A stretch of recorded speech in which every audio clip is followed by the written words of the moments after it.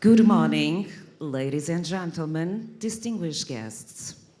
Welcome to the conference that brings us together to discuss a central issue of our time, the future of security in Europe.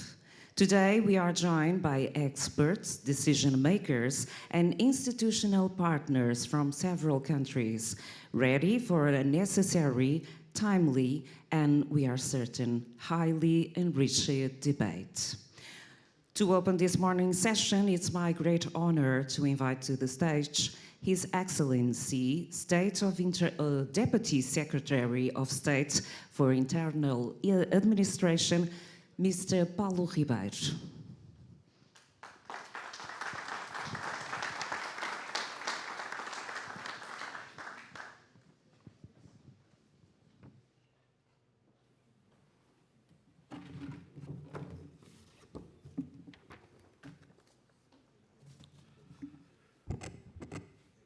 Bom dia a todos. Good morning.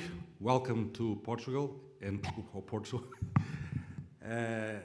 Em primeiro lugar, queria cumprimentar o Sr. Presidente da Câmara Municipal do Porto, Dr. Pedro Duarte, o Sr. Diretor Nacional da Polícia de Segurança Pública, o Sr. Inspetor-Geral da Administração Interna, naturalmente, a representante da Comissão Europeia em Portugal, Dra. Sofia Moreira de Sousa, e falhei, mas vou tentar corrigir, obviamente cumprimentar os organizadores e os que nos convidam para este ato, o Sr. Presidente do Sindicato Independente dos Agentes de Polícia, Carlos Torres, e o Sr. Presidente da Associação Nacional dos Sargentos de Guarda, Ricardo Rodrigues.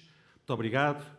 O Sr. Presidente da Federação Portuguesa da Europeia dos Sindicatos de Polícia, EUPOL. O Sr. Diretor Executivo da Frontex. Sr. Comandante-Geral da Unidade de Coordenação de Estrangeiros e Fronteiras, Superintendente-Chefe Pedro Moura, Sr. Segundo Comandante da Unidade de Controlo Costeiro e de Fronteiras da Guarda Nacional Republicana, Coronel Marco Cruz, Sr. Diretor do Desenvolvimento de Negócios Critical Software, Dr. João Mortágua, Sr. Assessor Estratégico Internacional para a Cooperação Policial, permitam-me que em voz cumprimente todas as autoridades civis, militares, judiciais, nacionais e internacionais, aqui presentes. Excelências, minhas senhoras e meus senhores, é para mim uma honra estar hoje aqui em representação do Sr. Ministro da Administração, que desde já pede desculpa por imponderáveis de última hora não poder estar presente juntamente convosco, neste congresso organizado pelo Sindicato Independente dos Agentes de Polícia e pela Associação Nacional de Sargentos da Guarda, enquanto membros da EUPOL, sendo ela subordinada ao tema o futuro da segurança na Europa, um tema relevante, atual, e onde só o debate de ideias aqui e noutros fóruns nos poderá fazer evoluir na direção certa. A segurança da Europa não é algo estático, algo já feito, algo já acabado, algo que uma vez conquistado, está conquistado para sempre. Mas é um trabalho de adaptação permanente e de construção contínua. Esta construção, esse trabalho, tem de ser também permanentemente ancorado na análise real sobre as ameaças reais, não como cada um de nós, ou nas nossas convicções mais íntimas, julgamos que elas existem, mas com especialistas, como os especialistas as configuram e as projetam no nosso tempo e no nosso espaço comum. Ao propor o Project for You, a Estratégia Europeia de Segurança Interna 2025-2030, a União Europeia reconhece que proteger 440 milhões de cidadãos exige uma visão de longo prazo. Vivemos num cenário geopolítico complexo e altamente volátil, exigente em agilidade de adaptação e onde as ameaças físicas e digitais se fundem em novas formas que temos dificuldade em reconhecer.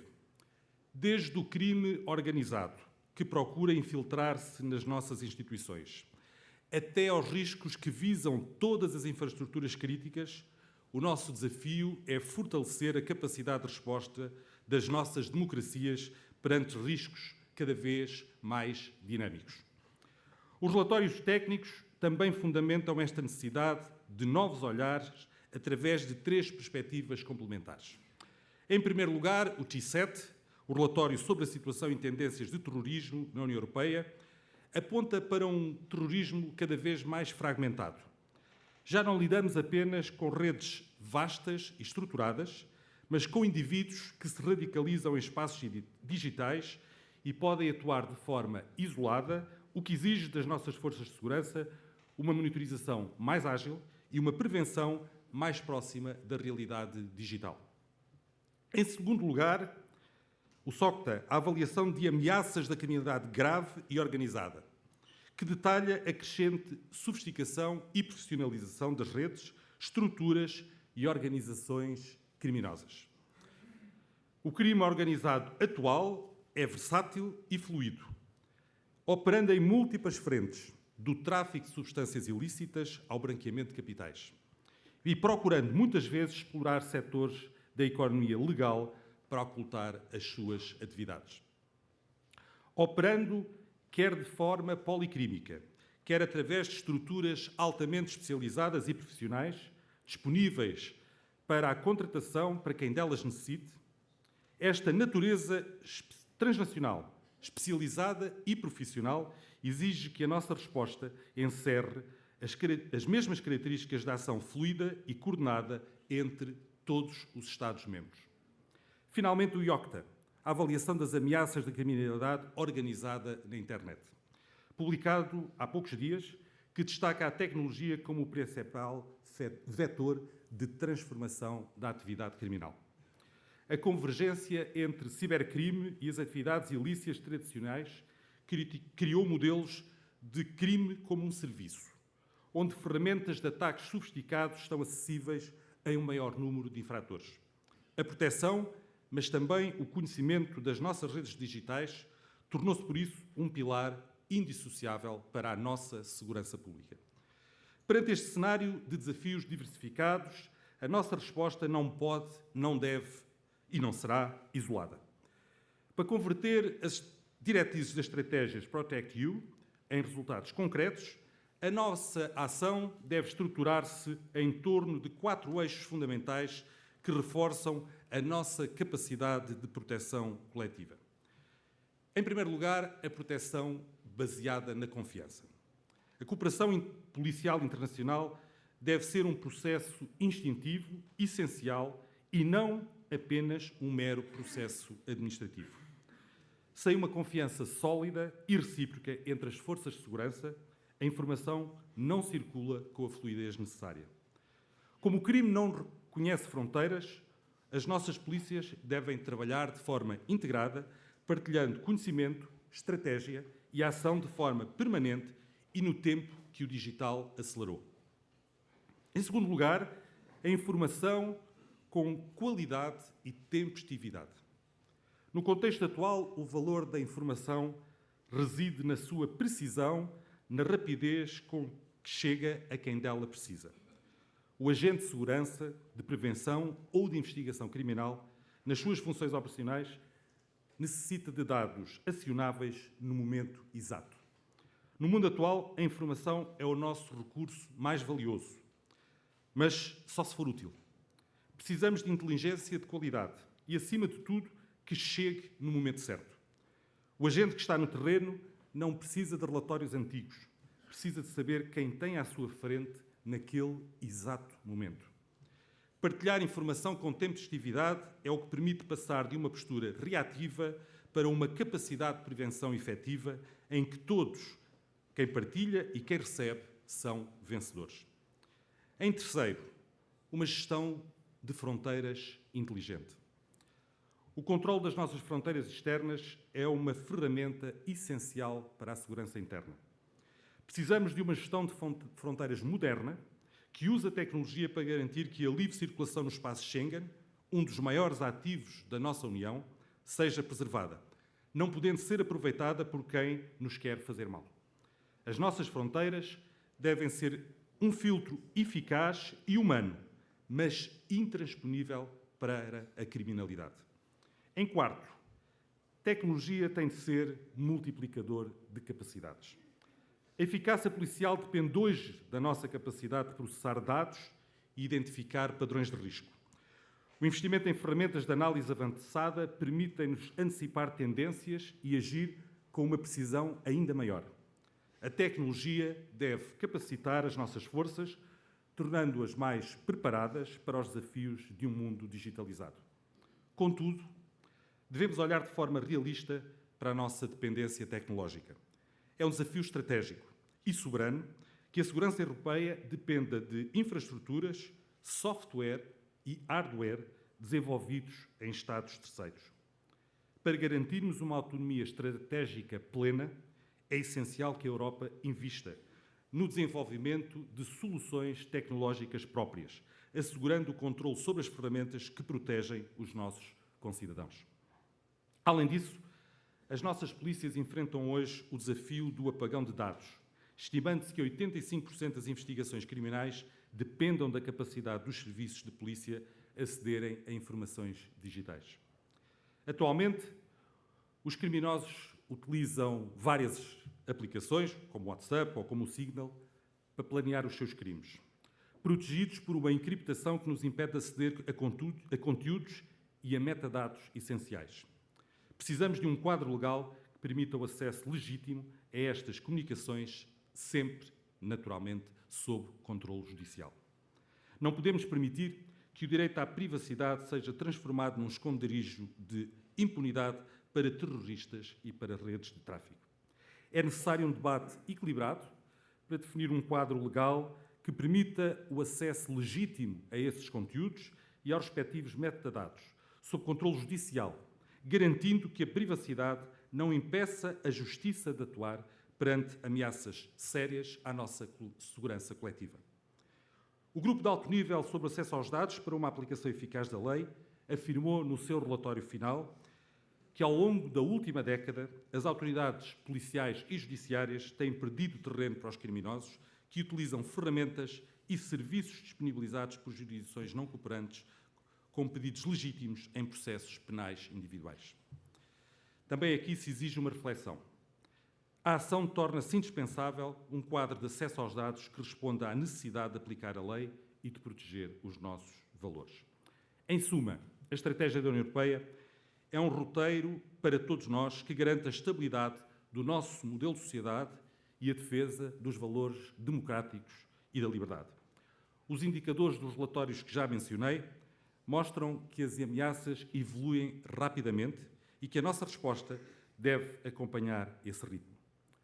O nosso sucesso, o sucesso de Portugal, o sucesso de toda a União Europeia, dependerá da nossa capacidade de cooperarmos com confiança, de investirmos na soberania tecnológica e de adaptarmos de olhos abertos as nossas leis às realidades do presente e do futuro. A segurança é a base que permite aos cidadãos viver em liberdade. Por isso, fortalecer a nossa soberania, a confiança institucional e a forma como gerimos e acedemos à informação não é uma mera escolha técnica. É um compromisso com o futuro da Europa. Muito obrigado.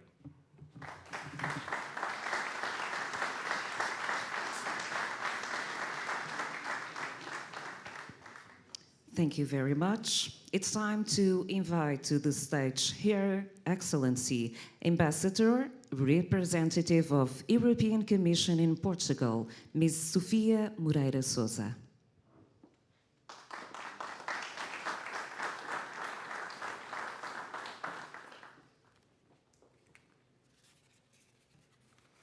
Muito bom dia a todas e a todos. Excelentíssimo Senhor Secretário de Estado, Excelentíssimo Senhor Presidente da Câmara, Excelentíssimo Dear Executive Director of Frontex, Excelentíssimo Senhor Diretor Nacional da PSP, e gostaria de aproveitar todos os cumprimentos protocolares que o Senhor Secretário de Estado já formulou a todas as demais entidades, com uma palavra especial de agradecimento aos organizadores desta conferência, deste evento, pelo amável convite que me foi feito para estar aqui presente hoje convosco. Celebramos este ano, em Portugal, os 40 anos da adesão às comunidades europeias, o que hoje conhecemos, na verdade, como a União Europeia. E desde 1986 que Portugal passou de um país mais periférico e menos desenvolvido para um Estado-membro plenamente integrado na União, com infraestruturas modernas e uma economia aberta. A integração europeia contribuiu também para a consolidação do Estado de Direito e das instituições democráticas, reforçando a estabilidade política e o alinhamento com os valores fundamentais da União Europeia. Hoje, Portugal é um Estado plenamente integrado no projeto europeu, com uma presença ativa nas suas instituições e uma maior projeção internacional, beneficiando e contribuindo para uma União assente na cooperação, na solidariedade e no desenvolvimento partilhado, como espelha precisamente este evento esta manhã e a vossa presença aqui. A União Europeia afirma-se hoje como um dos projetos políticos mais ambiciosos e bem-sucedidos da história moderna.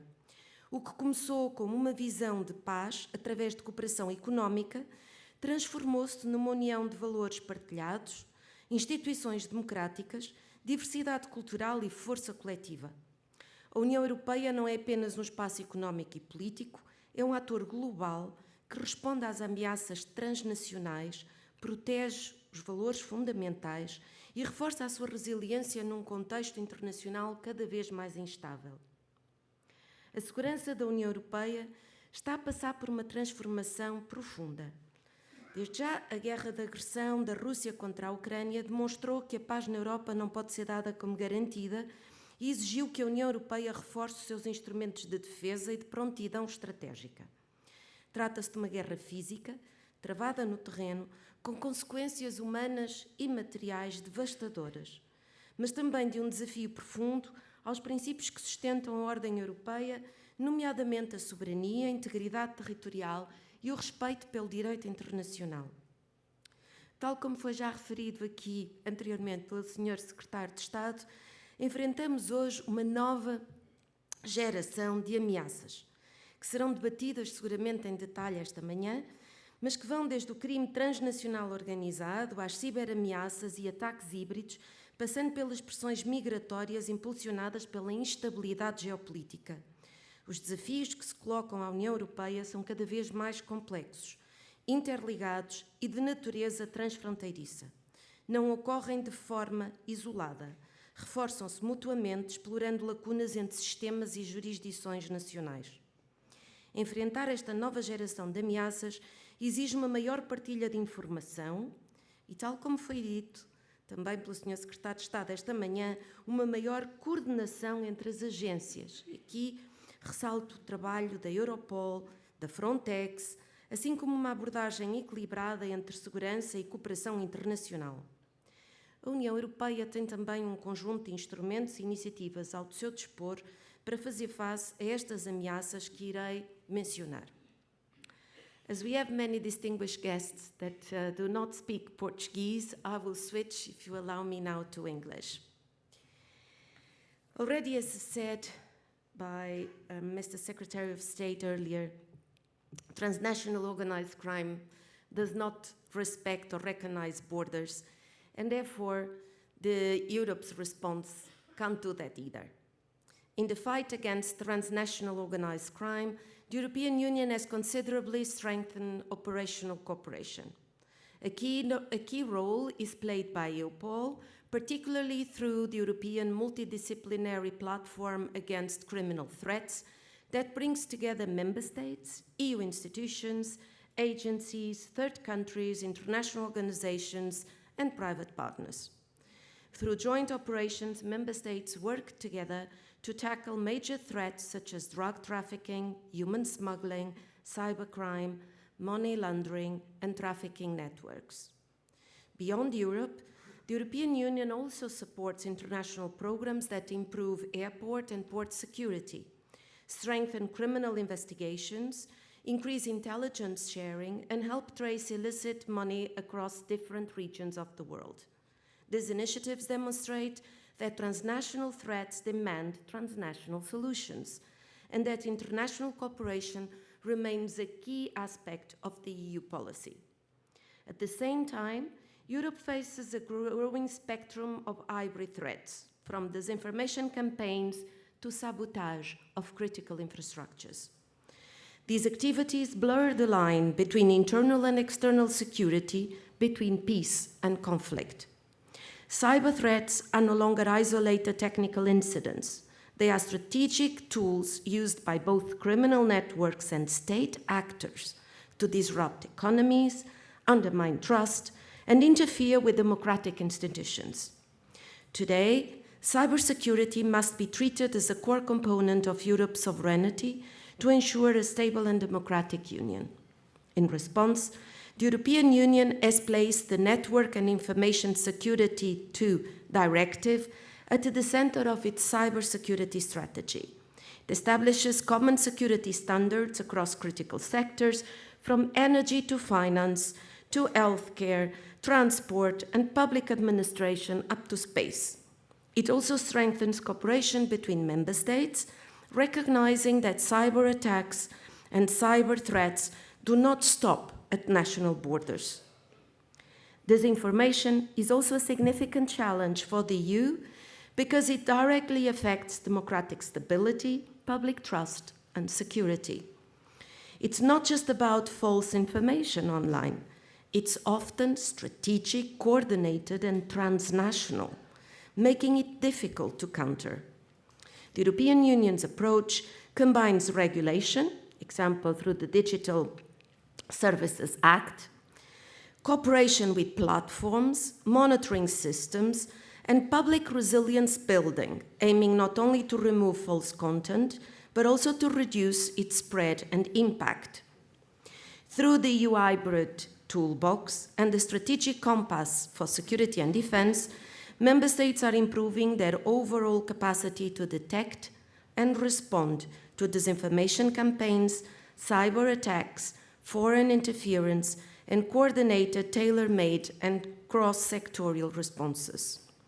Concrete measures include coordinated sanctions against actors involved in cyber attacks, as well as the development of rapid response teams and resilient strategies to protect critical infrastructure. Last but not least, regarding migration. The EU has sought to balance effective border management with humanitarian responsibilities and the protection of fundamental rights. The European Union has extensive external borders, and some member states, specifically in Mediterranean and Eastern Europe, face significant arrival pressures. Managing irregular crossings while maintaining effective border control remains a persistent challenge. In this context, agencies such as Frontex play a central role. Its reinforced mandate has expanded to include joint operations at external borders, providing technical and operational support to member states under pressure. Migration is also closely linked to the activities of criminal networks, which exploit vulnerable people through smuggling and trafficking routes.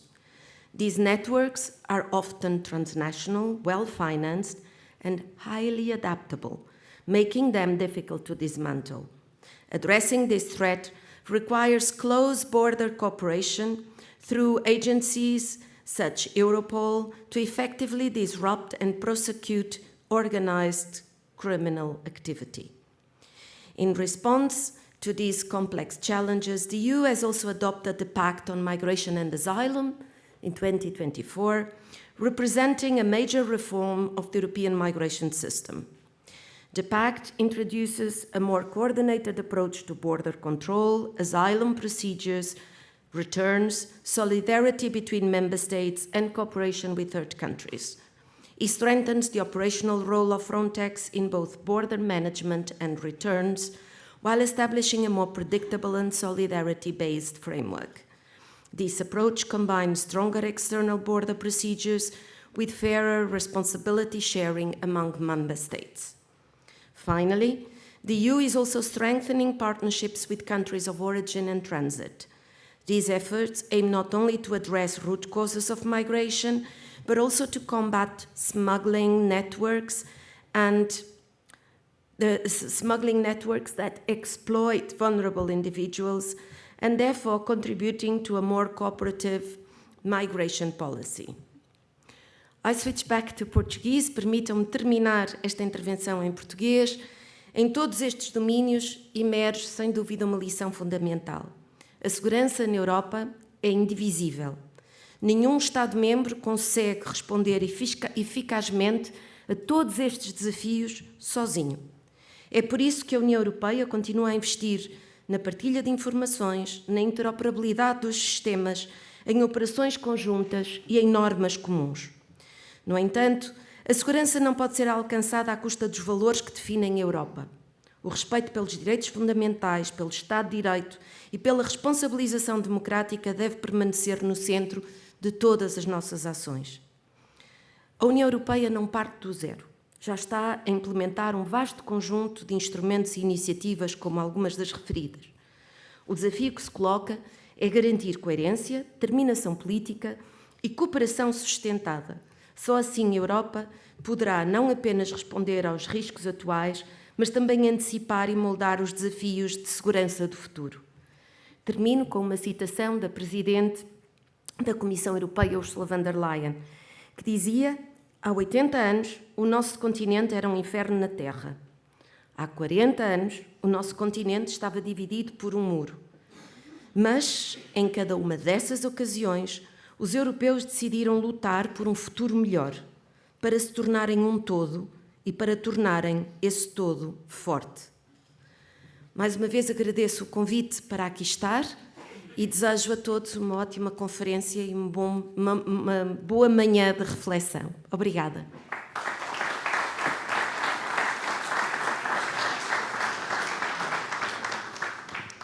Thank you very much. Now it's time to invite to the stage His Excellency, the Mayor of Porto, Mr. Pedro Duarte.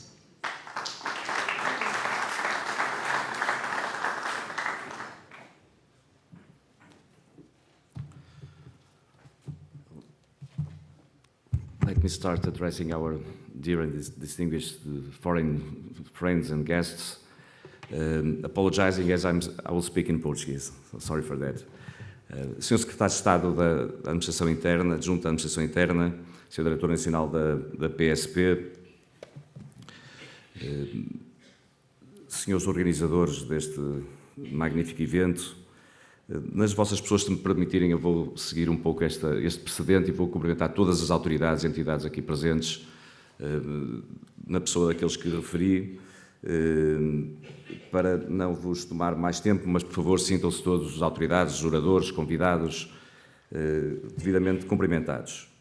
É com grande interesse e expectativa que participo também eu na abertura desta conferência dedicada à segurança na Europa. Agradeço, assim, de forma muito convicta o convite e felicito o Sindicato Independente dos Agentes da Polícia pela organização deste importante encontro de reflexão e de debate. Queria reservar uma saudação especial para o Sr. Secretário de Estado, Dr. Paulo Ribeiro, agradecendo a sua permanente disponibilidade para olhar para esta cidade e para esta região, e espero que continue a ser muito bem-vindo nesta cidade, como sempre tem sido. Quero também cumprimentar todos os oradores e participantes nesta conferência, em particular os dignatários europeus aqui presentes, os altos representantes das Forças de Segurança Nacionais, por prestigiarem este evento com a sua participação. Eu folgo, de facto, em ver nesta conferência decisores com grandes responsabilidades na segurança europeia, bem como especialistas nesta área tão crítica para a vida em sociedade e para a consolidação do projeto europeu. Cumprimento naturalmente, de forma também muito especial, a senhora representante da Comissão Europeia em Portugal. Para a cidade do Porto é muito gratificante receber uma conferência subordinada a um tema que exige reflexão profunda, cooperação eficaz e ação coordenada. Como presidente deste município, fico muito satisfeito por a nossa cidade acolher um encontro com esta dimensão, importância e projeção internacional. Quero, pois, agradecer a escolha do Porto a quem teve esta ideia de aqui realizar este relevante evento. Quando falamos de segurança na Europa, é comum que o debate se concentre na dimensão externa ou na dimensão até militar. No entanto, a solidez do espaço europeu constrói-se também no plano policial, judicial e transfronteiriço. É aí que enfrentamos desafios concretos do dia-a-dia, como o crime organizado, o tráfico de seres humanos, o terrorismo, o cibercrime e tantas outras ameaças que não conhecem fronteiras. É por isso que a cooperação policial europeia assume hoje um papel central. Organismos, como já aqui foi dito, como o Europol, o Frontex, têm sido fundamentais na partilha da informação, na coordenação de investigações e no combate a ameaças transnacionais. Mas o trabalho das agências europeias tem de ser forçosamente complementado pelas forças de segurança nacionais e locais. São elas que estão no terreno, próximas dos cidadãos, conhecedoras das realidades específicas de cada território. A segurança europeia começa, pois, nas nossas cidades. Enquanto Presidente da Câmara do Porto, reafirmo o compromisso desta cidade com uma Europa mais segura, mais cooperante, mais resiliente. Historicamente aberta ao mundo, a cidade do Porto quer contribuir cada vez mais para uma segurança europeia construída através do diálogo, da colaboração e do respeito pelos valores democráticos. Sem segurança, não há qualidade de vida. Sem segurança, não há desenvolvimento económico. Sem segurança, não há coesão social e territorial. Em suma, sem segurança, não há cidadania plena. O Porto é, a este respeito, um excelente exemplo vivo. Somos aquilo que se poderá definir como uma cidade segura. Não temos, felizmente, focos de criminalidade grave ou violenta. Mas somos uma cidade profundamente afetada por pequenos focos disseminados e constantes de pequena criminalidade que destrói a vida em comunidade e o bem-estar das populações. No Porto, queremos mudar com absoluta urgência este estado das coisas. Ao nível local, temos feito um esforço para combater os focos de insegurança e garantir a ordem e a tranquilidade públicas, protegendo a comunidade. Para nós, a segurança é o alicerce sobre o qual se constrói a cidade de bem-estar e prosperidade que aspiramos para o Porto. A nossa visão é clara e está alicerçada num plano de segurança e tranquilidade para a cidade. Nos últimos 6 meses, mudámos radicalmente a forma como o Porto olha para a segurança. Criámos... Desculpem, temos folhas agarradas. Criámos um pelouro dedicado a esta área, reforçámos a articulação com a PSP e colocámos este tema no centro das prioridades políticas do município. Lançamos, com o Ministério da Administração Interna, o procedimento para o ingresso de 80 novos polícias municipais. Reforçámos fortemente a videovigilância. Orçamentámos mais meios, equipamentos e tecnologia para apoiar as nossas forças de segurança. Avançamos com um plano de reforço da iluminação pública e celebramos com a Universidade do Porto um protocolo para a realização de um estudo transversal sobre a segurança na cidade, porque queremos decidir com base em dados, diagnóstico e conhecimento. Incentivamos o patrulhamento de visibilidade, apostamos no policiamento comunitário e começamos também a modernizar a resposta de emergência. E mesmo assim, temos de concluir, isto continua a não ser suficiente para dar resposta às necessidades da cidade. Não é suficiente enquanto houver portuenses que não se sentem seguros na rua, no seu bairro, no seu percurso diário ou na sua atividade económica. Não é suficiente enquanto o Porto não tiver o número de efetivos da Força de Segurança de que precisa. Da nossa parte, continuaremos a fazer tudo o que está ao nosso alcance, com mais meios, mais prevenção, mais tecnologia, mais coordenação e mais presença no terreno. Mas continuaremos também a exigir ao Governo aquilo que é justo para o Porto. Minhas senhoras e meus senhores, comigo, a Presidente da Câmara, podem ter a certeza de uma convicção inabalável. Esta é uma cidade amiga das polícias. Esta é uma cidade que não é complacente, nem convive com prevaricadores, criminosos ou com todos aqueles que desrespeitem as autoridades e ponham em causa a vida em comunidade. E eu não tenho hesitações.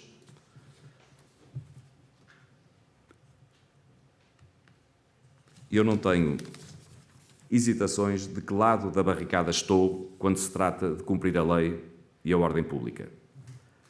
Aqui no Porto reconhecemos e saudamos o brio, a dignidade e o sentido cívico de quem serve nas nossas polícias.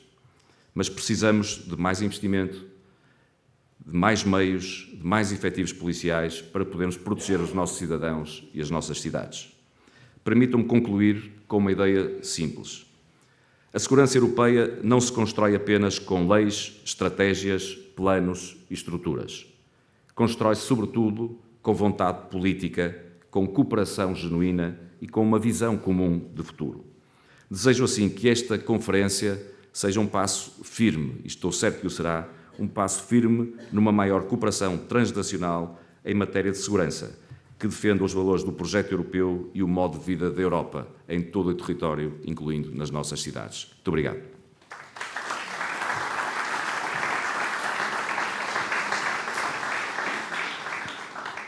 Thank you very much, Mr. Mayor. We have just heard three fundamental perspectives on what brings us here today. It's now time to move into the heart of this conference.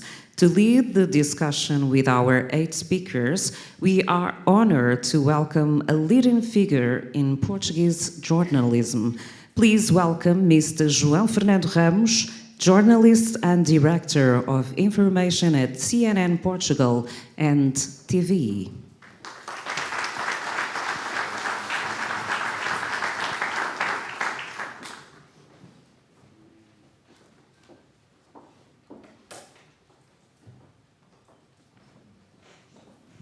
Bom dia, bem-vindos, welcome. Vamos ter um final de manhã muito cheio em termos de atividade, com um painel verdadeiramente de luxo que vai estar aqui ao meu lado nas próximas 2 horas. Eu vou chamar pela ordem em que farão as vossas intervenções. Peço desculpa aqui pela logística. O papel tem letras pequeninas e preciso dos óculos, senão não conseguimos resolver as coisas. Chamo a este palco Luís Carrilho, ele é o diretor nacional da PSP, um vastíssimo currículo nesta área e será certamente uma pessoa que queremos ouvir. Por favor, pode sentar-se nesta cadeira aqui deste lado.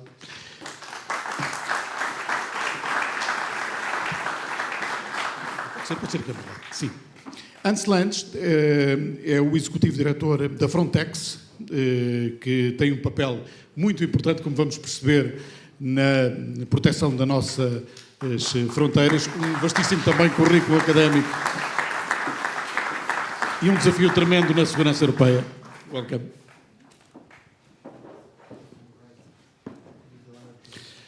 Ana Catarina Mendes não vai estar connosco, gravou um vídeo que julgo que vamos conseguir ver a seguir. Ela é, nesta altura, deputada europeia, passou pelo governo e tem uma voz muito ativa nestas questões da segurança e na estratégia europeia. Jochen Kopling, ele, nesta altura, é presidente da Federação Europeia de Polícias, tem também um vastíssimo currículo académico. Welcome.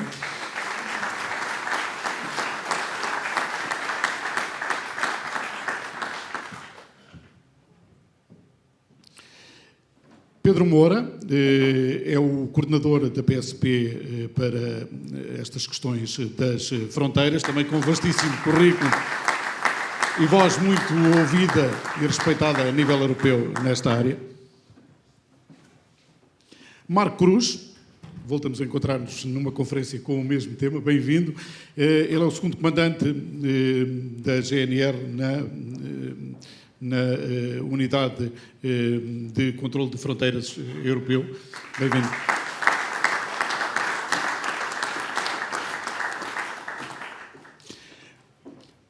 Uma intervenção que será certamente muito importante nesta altura em que falamos de tecnologias, dos desafios, do que está escondido na rede, daquilo que temos que descobrir.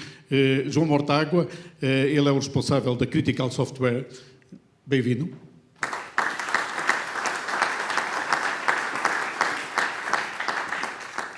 E Michael Laws, que é o secretário-geral da European Federation of Police Unions, tem também um vastíssimo currículo académico, vem da Nederlândia.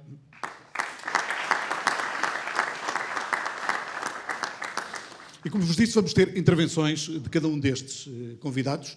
A ideia é termos depois algumas perguntas ainda da plateia e tentarmos fechar por volta de 12h10, 12h15, se conseguirmos todos respeitar os tempos. Começamos com Luís Carrilho.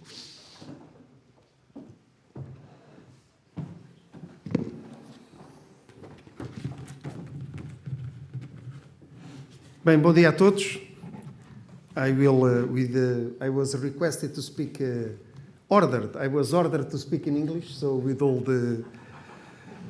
First of all, and from the outset, let me thank the organizers for not only for the invitation, but for the initiative to organize the event. Also to welcome our former colleagues here, some friends like Jens Leitner, the executive director of Frontex, that is, of course, giving us a great support, and to say also how honored I am, of course, to be here today and to have the chance also to address such a distinguished audience, and of course, with all the protocol observed, a particular word also to our ambassador here, the representative of the European Commission in Portugal, and to all the guests, as used to say in English, all protocol observed. Your Excellencies, ladies and gentlemen, allow me to begin by welcoming this initiative, whose timeliness and relevance could not be more evident in the current context. At the time when security challenges are becoming increasingly complex and interconnected, forums for the reflection, such as this one, are essential to fostering a shared and strategic vision. I therefore express my gratitude for the honorable invitation extended to me by SIAP, the President Carlos and the Vice President Rui. And of course, I deeply appreciate and I congratulate all those who contributed to the organization of this event. And of course, at this juncture, a particular word of appreciation to all the EUPOL representatives that are here today and looking forward to listen to your presentations. Europe is currently experiencing an historic turning point in the field of security. For decades, we became accustomed to viewing security as an essentially internal reality, relatively stable and predictable. But that paradigm has changed, and it has changed in a structural way. European security is simultaneously internal and external, physical and digital, national and transnational. Threats no longer respect borders, geography, or traditional response models. And it is precisely here that our greatest challenge begins. Threats are evolving faster than the structures designed to combat them. The current landscape is marked by a convergence of mutually reinforcing risks, increasingly sophisticated and global organized crime, cybercrime capable of targeting critical infrastructure, more diffuse and decentralized radicalization phenomena, and disinformation campaigns that erode trust in democratic institutions. The traditional distinction between internal and external security has, in practice, become obsolete. Today, a threat may emerge in a remote digital environment, be financed by international criminal networks, amplified through social media, and ultimately produce tangible effects on the security of any European city. In this context, the issue of borders and migratory pressure takes an undeniable central importance. Europe remains an attractive destination due to its stability, opportunities, and values. Yet, this attractiveness also brings operational and strategic challenges that require firm, balanced, and sustainable responses. Portugal, as an external border of the Schengen area, plays a particularly relevant role in this regard. The figures help us to understand the scale of this responsibility. In 2025, Portuguese airports exceeded 73 million passengers, with Lisbon Airport alone accounting for approximately 36 million. This sustained growth in air traffic is not merely an economic indicator. Above all, it is a clear sign of the pressure placed upon the border control system. Every passenger represents a verification, a risk assessment, and a security decision. Every flow requires responsiveness, speed, and precision. It is within this framework that the Polícia de Segurança Pública, Public Security Police, through the Foreign and Border National Unit, Unidade Nacional de Estrangeiros e Fronteiras, assumes a critical responsibility.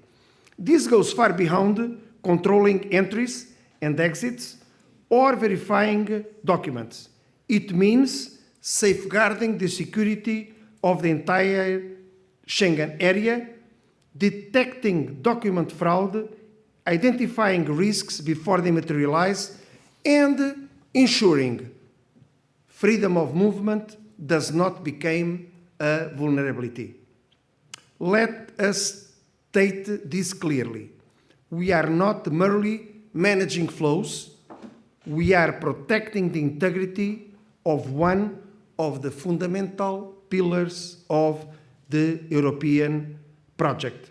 Of course, at this juncture, a word of appreciation to Frontex, to its director, executive director, Jens Leitner, because as you know, we have been receiving, and Marco is here also, from Frontex is there, we have been receiving an extraordinary support to the work that we do in an executive way in our border, in our airports, and of course, until we reach the break-even, as we used to say in the private world, until we manage to turn that area, it is very appreciated, not only the work that our public security police officers are doing, but of course, the work that the colleagues from Frontex are doing in supporting us in the airport.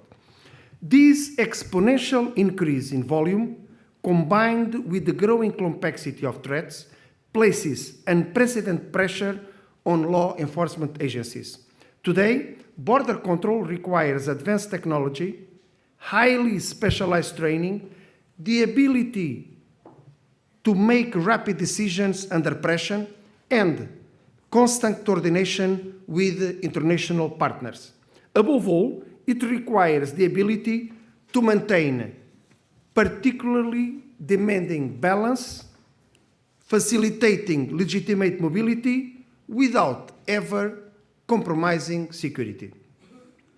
Faced with this reality, it becomes evident that the response cannot be exclusively national.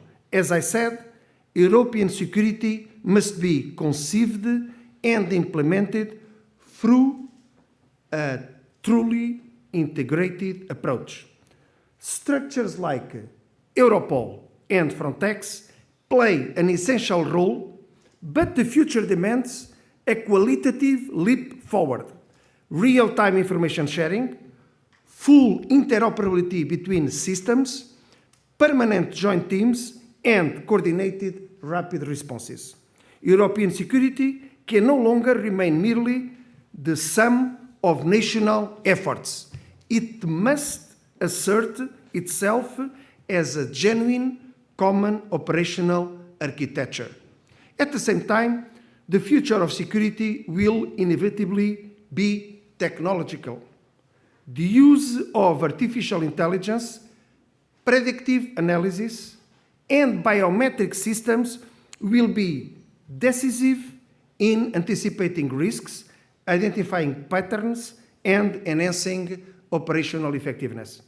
Yet this evolution also brings greater responsibility, ensuring that technology serves democracy rather than undermining it. I repeat, technology serves democracy rather than undermining it. Security is only legitimate when it uncompromisingly respects the rights, freedoms, and guarantees that define our rule of law. In this context of accelerated change, one factor remains absolutely central: citizens' trust. Without trust, there can be no cooperation. And without cooperation, there can be no effective security. This is why community policing, transparency, and institutional legitimacy must be regarded as strategic assets. Security is not imposed. It is built with people and for people. Security, it is built with people and for people. In this domain, Portugal possesses unique conditions to contribute actively and meaningfully to the future of European efforts. It must assert itself as a genuine, common, operational architecture. At the same time, the future of security will inevitably be technological. The use of artificial intelligence will for sure continue in the future and to be, of course, one asset for the police. As I said, the future of European security, to be consolidated, it will require common efforts. Its consolidated experience in Portugal, of course, and in terms of community policing, it's proven that our capacity in managing major international events and our geographical position of Atlantic gateway confer us a role of special responsibility. But above all, Portugal relies on highly qualified professionals who every day ensure security in highly demanding contexts, often invisible to the ordinary citizens, yet absolutely essential to the functioning of the state.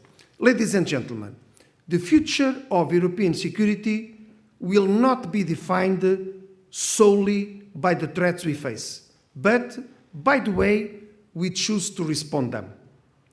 If we are to rise to the challenges of our time, we will need to cooperate more, to innovate more, anticipate more, and trust one another even more deeply. Because in the end, European security is not built merely with greater resources or more technology. It is built with vision, it is built with integration, it is built with collective responsibility. And above all, it is built with awareness that security, it's a consolidated effort. Its consolidated experience, of course, will, sorry, it was a different page. And above all, it is built with awareness and that protecting Europe means protecting what it represents: freedom, democracy, and human dignity. Our public security police will always contribute to the European dimension, that Europe and Portugal continue to be a space where freedom and security can live side by side. Thank you very much. Thank you. Luís Carrilho, diretor nacional da PSP. Vamos ouvir Hans Leitens. Ele é o diretor executivo da Frontex, que certamente vai seguir esta linha. Portugal com uma enorme porta de entrada na Europa e grandes desafios, mas que a Europa é esta. So yesterday we had dinner, and I was sitting next to Mr. Jochen Koppelke, and he told me that if he looked at my social media messages, that he could see the difference between me being in an environment of bureaucrats and me being in an environment of professionals. I seem to smile more on the latter than on the first one. I regret to say I spent a lot of time with bureaucrats, but I have a lot of fun outside that too. So thank you very much. And that means that in this audience, of course, you will see me smiling more than average, I would say. So it's good to be in Porto and good to be with this audience in particular. I mean, border guards, police officers, practitioners, and people for whom the future of EU security, so the motto of this conference, is not a conference theme, it's a daily operational question. And that is, I think, the starting point for what I would like to share with you today. I will focus on borders and on hybrid threat. And of course, the borders were used to be understood mainly as an administrative interface. People arrive, you identify them, you process them according to the law, and this picture is not wrong. I think right now it is incomplete. Because what has changed is that the border is now also a domain of deliberate pressure. State actors using it as an instrument.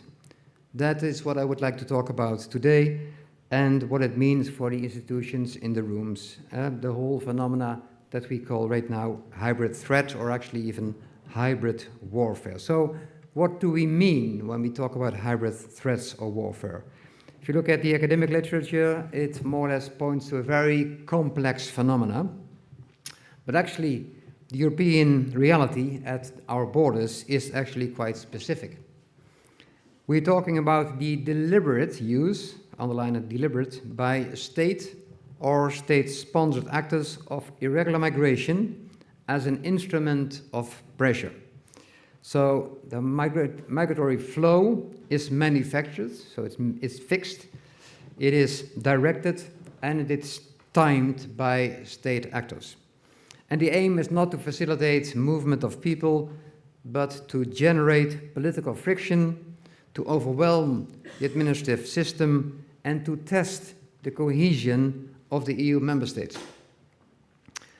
I think Belarus has been, since 2021, the reference case. Thousands of migrants were flown in from the Middle East and Africa to Russia and Belarus. They were given visas, they were given transportation, and they were directed and controlled towards the borders of Lithuania, Estonia, Latvia, and Poland. And this was not a spontaneous movement. It was an operational organized by a state using people as an instrument. And the defining characteristics of this threat is a deliberate exploitation of legal ambiguity. The people arriving are simultaneously genuine human beings with rights under international law and instrumentalized actors in a geopolitical operation. Responding to only one dimension without the other is operationally and legally incomplete. So what can Frontex do? Well, we see ourselves more and more as a capability at this intersection. Frontex was designed primarily as a coordination mechanism back then, more than 20 years ago, for European integrated border management. The 2019 regulation fundamentally changed that, creating a uniform service, expanding the mandate, and introducing for the first time a significant operational capability that does not depend on member states' capabilities. A capability that, for example, right now, as we speak, deploys close to 4,000 officers across Europe and beyond, more than 30 vessels sailing Europe's seas and beyond, 16 planes and big drones to survey the central Mediterranean and also Western Africa and the Channel right now, in 34 countries in more than 300 locations. And like the chief said, also supporting Portugal, not as a favor to Portugal, but because we are altogether this integrated European border management. So it's not a favor, it is what we are doing and what we should do. And indeed, I fully agree with the Chief that this should be even, let's say, developed to have this European capability architecture that is sort of delivering the building blocks that are needed in every member state and beyond. But the thing is, the hybrid threat exposes a structural gap that regulation alone cannot close. Effective border security in a hybrid environment requires intelligence and not just situational awareness at the border, but understanding of what is happening on the other side. What is organizing this phenomena?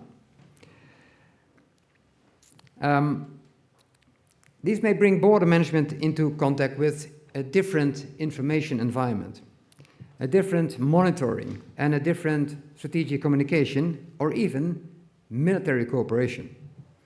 And these are not traditional law enforcement competences. They are, however, operational necessities. Frontex has begun to develop these connections, for example, through deepening engagement with Europol, already mentioned a couple of times, on the organized crime dimension of smuggling.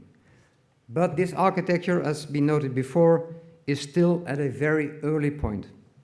The ambition must be a genuinely integrated European security intelligence loop in which border data, crime intelligence, and threat analysis flow together in near real time.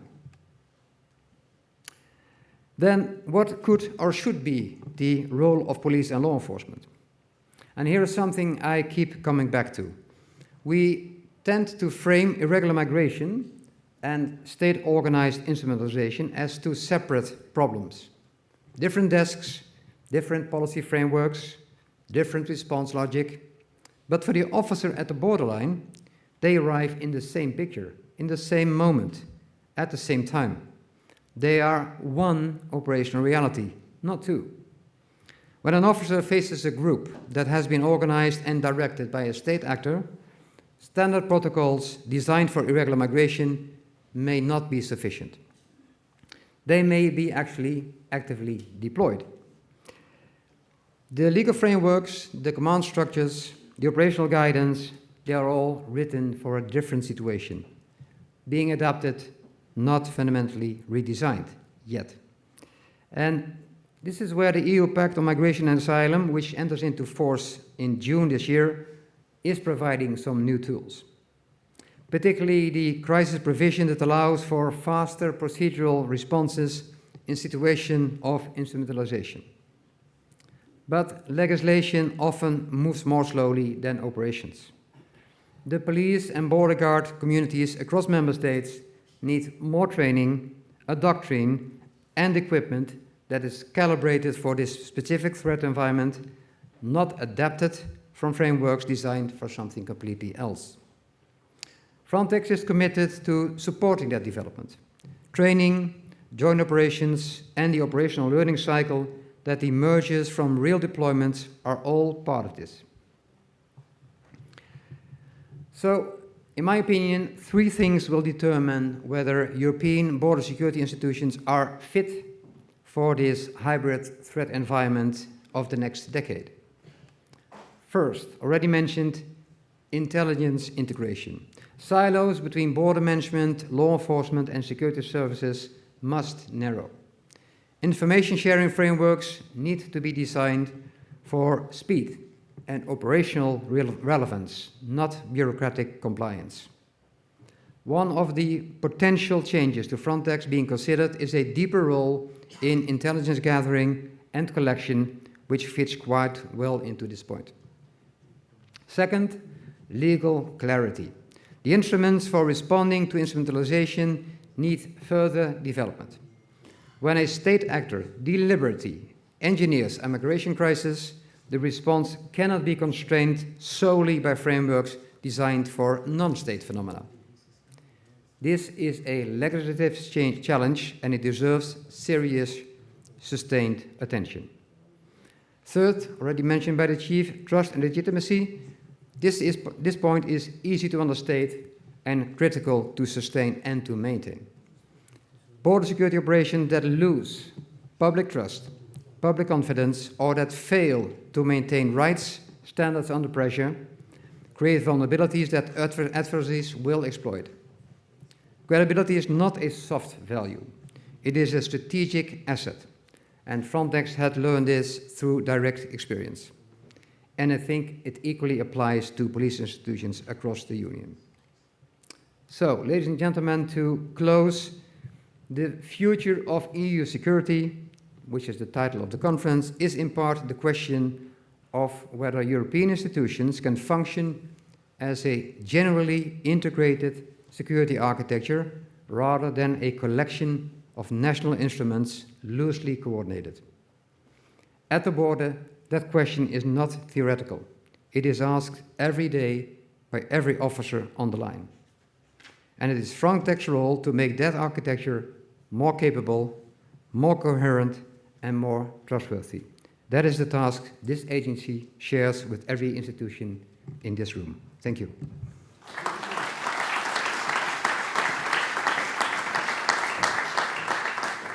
Vamos agora ouvir Ana Catarina Mendes. Ela gravou um vídeo, não pôde estar por motivos de agenda nesta conferência. Vamos escutá-la.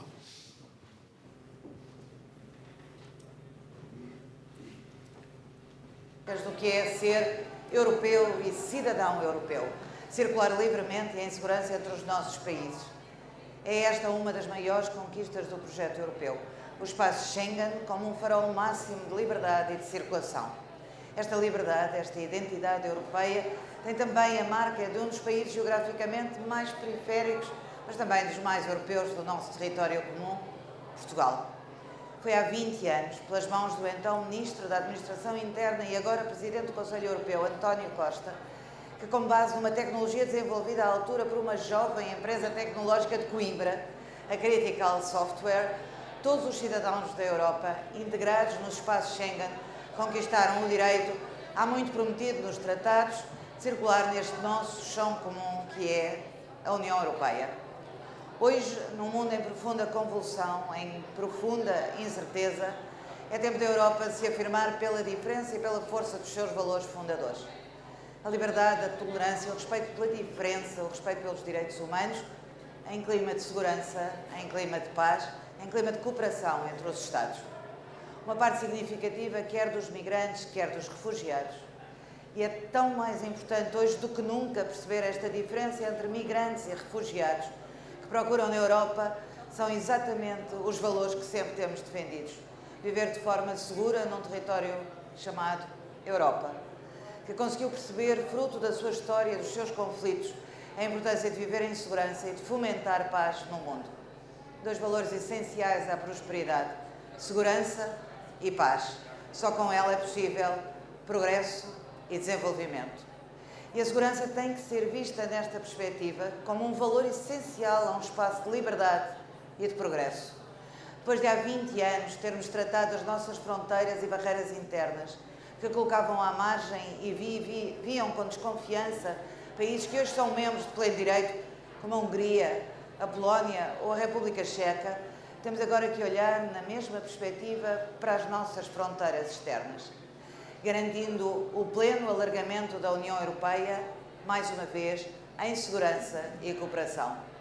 Mas garantir a segurança, promover a integração, condenar e perseguir de forma intransigente as redes de tráfico humano, acolher de forma humanista quem escolhe a Europa para viver o seu projeto de vida, respeitar os nossos valores e princípios, contribuir para o nosso progresso e bem-estar comum num imenso continente que precisa de gente, talento e humanismo. A transparência é, por isso, hoje absolutamente crucial nas nossas democracias. É um dos pilares essenciais da governação democrática. Mas em Portugal surgem hoje sinais preocupantes da opacidade em áreas críticas. Desde 2023, o Eurostat deixou de disponibilizar vários dados atualizados sobre o país, não por falha técnica, mas porque o Governo tomou uma opção. Não os tem partilhado de forma consistente com a Europa. Esta ausência limita a capacidade e os meus companheiros de painel percebem a importância do facto. A ausência limita a capacidade de perceber a realidade, sem ser com base em sensações ou percepções. Paralelamente, o Plano Nacional de Implementação do Pacto das Migrações e Asilo permanece inacessível ao público. Ao contrário da maioria dos Estados-membros da União Europeia que divulgaram as suas estratégias, Portugal opta pelo silêncio, por esconder ou por não querer revelar. Esta decisão impede um escrutínio democrático, dificulta a coordenação, levanta dúvidas sobre a preparação efetiva do país e, sobretudo, cria uma imagem de um país que tem uma pressão migratória e que não a sabe resolver. Há instrumentos para resolver e há instrumentos para resolver com humanismo e com respeito pelos direitos humanos. Com a entrada em vigor do Pacto, marcada para 12 de junho, estes bloqueios tornam mais incertos os bons presságios associados à reforma europeia. Sem dados atualizados, nem um plano transparente, é difícil escrutinar capacidades, antecipar desafios e garantir uma aplicação eficaz do Pacto das Migrações e Asilo. A confiança constrói-se com abertura e, neste momento, essa abertura, essa sinceridade, essa honestidade, essa publicidade faz falta à vida política. Só liberdade com tolerância, segurança e respeito pelos direitos humanos. E a segurança está nas nossas, nas vossas, nas mãos de todos. Para aqueles que anseiam que a Europa continue a ser um espaço de liberdade e segurança, um espaço de democracia, um espaço que integra a diversidade, mas que garante a segurança de todos nós, cidadãos europeus. Por uma União Europeia mais justa, por um Portugal mais democrático, mas, sobretudo, por um respeito maior pelos direitos humanos de todo o ser humano, de todos nós. Obrigada a todos e um bom congresso.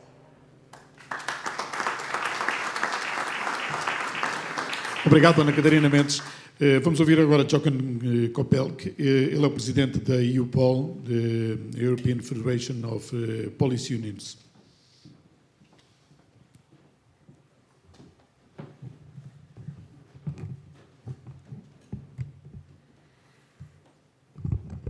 Dear ladies and gentlemen, I was told to speak in English as well and not German, so I'm very honored to be here as President of the European Federation of Police Unions. Dear colleagues, dear distinguished representatives from politics, policing, and European cooperation. It's a great honor because today the EUPOL decides to go to Porto and talk to the people and try to get in touch with the needs, with the topics, but also with the vision of how to become a better and safer place. So it is quite important to do this discussion in the places where the need is to talk about, and not only to be in Brussels or Strasbourg as an assisting voice to politics or democracy building process.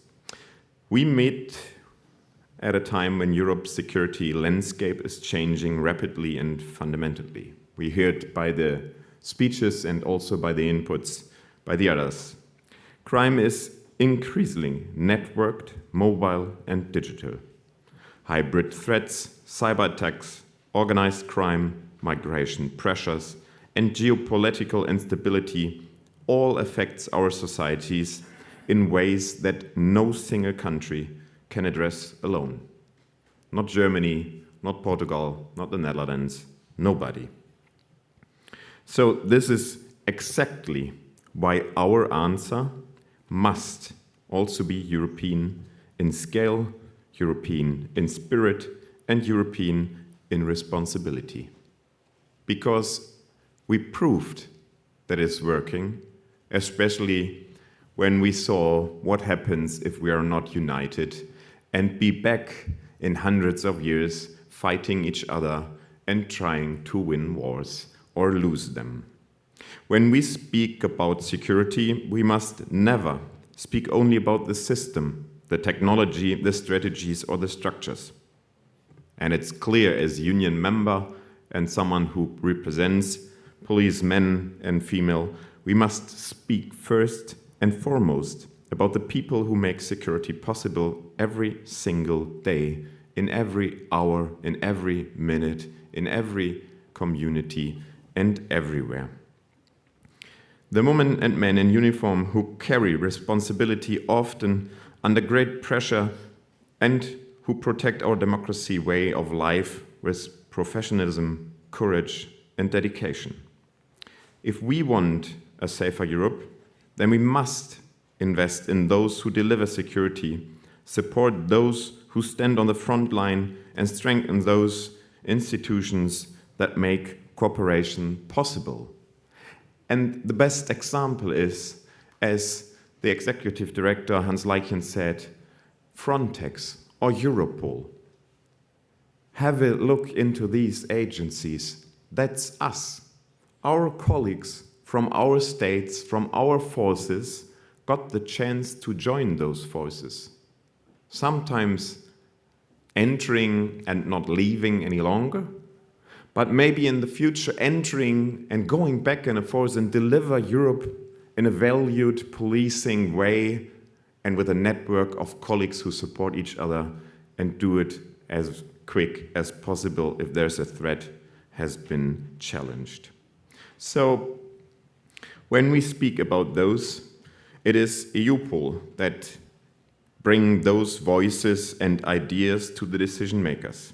That's the reason why we set up our General Assembly yesterday and we awarded some young recruits who are very actively in union work and supporting the spirit of Europe. EUPOL stands for a simple but powerful principle. Security in Europe can only be achieved together. That's why we are a movement in times where discussions are less Europe, less cooperation, and especially closed borders, or in Germany, just protected borders. So there's a lot of changing going on. And national borders may still define our states, but as police officers, as humans and tourists, whatever, we know that they cannot define the limits of criminal activity. They cannot define the limits of our police cooperation. Criminal networks exploit the gaps between the legal systems, operational models, and levels of resources. That is why Europe needs stronger interoperability, faster exchange of information, better training, greater mutual trust between police services. We should be clear that this is not a theoretical debate. Strong police work saves lives, as we know in the room and as everybody knows outside. Protecting communities, as we saw when we arrived, a parade with young students I love to see and celebrate with them, shows us what policing is. To let people feel safe and be themselves and not be fearing any kind of crime. So thanks always for the service, but you see, policing is something people could grab and always count on. So we should be clear that it is not a theoretical debate. Strong police work saves lives, protects communities, and safeguards democracy. And we are already seeing outstanding examples of this in Portugal and across Europe. First, Portugal has shown in many contexts how effective coordinated border and maritime policing can be. In a country with a long Atlantic frontier, strong cooperation between national police structures, coast guard functions, and international partners is essential. If not, there will be a lot of drugs in Germany in the next weeks. So this kind of integrated approach is a model of how a state can secure its borders, protect people at sea, and disrupt smuggling and trafficking routes before they can reach deeper Europe. We have colleagues from Lithuania, from the Baltics in here. So what you do, your work, affects their lives as well. And also what the Baltics do, as Hans Leitens mentioned, by the migration situation, affects your life in Portugal as well.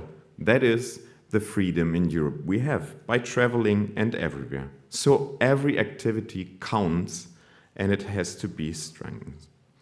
Second, across Europe, police cooperation against organized crime has repeatedly proven its value. Joint investigations, cross-border task force, and shared intelligence have helped a lot of drug-fighting trafficking networks, human smuggling routes, and money laundering structures, and that operates across several countries at once and is always led by the national force. This shows that when police service work together with trust and speed, criminal organizations lose the advantage of fragmentation.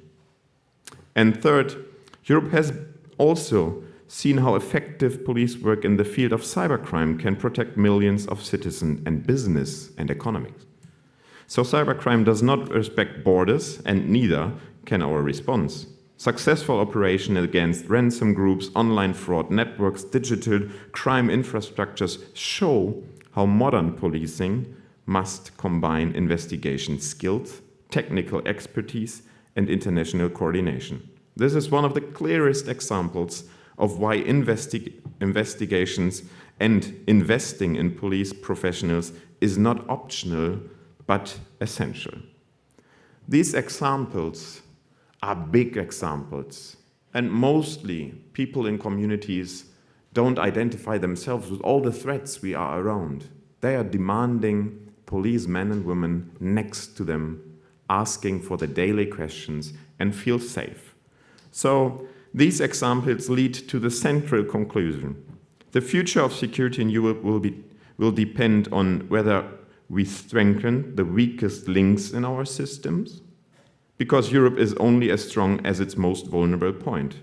If working conditions, equipment, staffing, training are too weak in one place, the consequences are felt everywhere. That is why security policy must be labor policy, training policy, and resilience policy. For EUPOL, this means advocating for a Europe in which police professionals are not only accepted to deliver the results, but are also given the conditions to do safely and effectively. We need modern tools, we need interoperable systems, effective legal frameworks, and not as slow as they go on today, and a culture of respect for police work and the people in uniform. Security is not created by declarations alone, it's created by preparedness, cooperation, and the daily commitment of professionals who can really and rely on the support of the institutions, the partners, and always on the community. So let us be ambitious, let us build a Europe where police cooperation is faster, stronger, better. Let us build Europe where police professionals are valued as a strategic resource for democratic resilience. And let us build a Europe where security is not a promise on paper, but a lived reality for every citizen, especially the ones in the room today. Thank you for the audience. Muito obrigado. Ouvimos a seguir o Superintendente-Chefe, Pedro Moura. Ele é o Coordenador-Geral da Unidade de Coordenação de Estrangeiros e Fronteiras.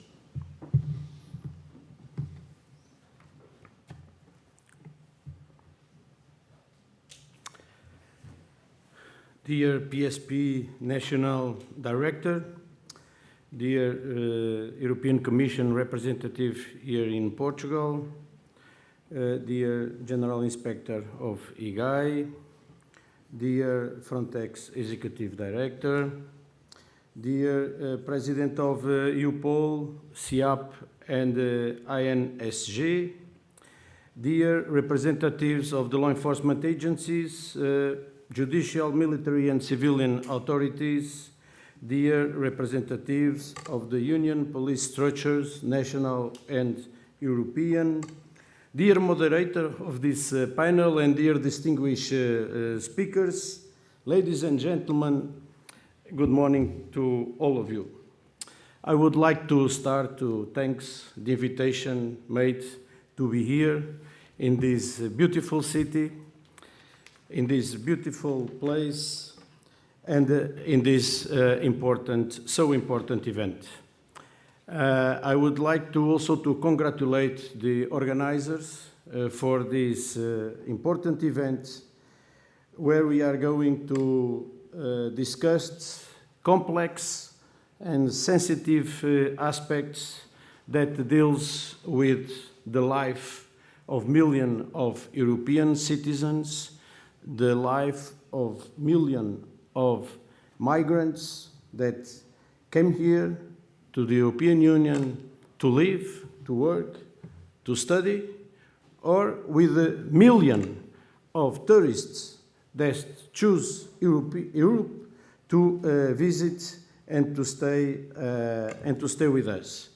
So the importance of this event was well highlighted for the previous speakers, and I want just in my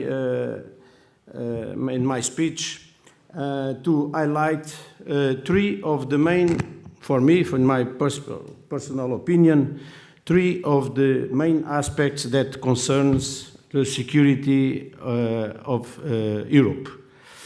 There are much more, but due to the time limitation, I choose three of them related more with security.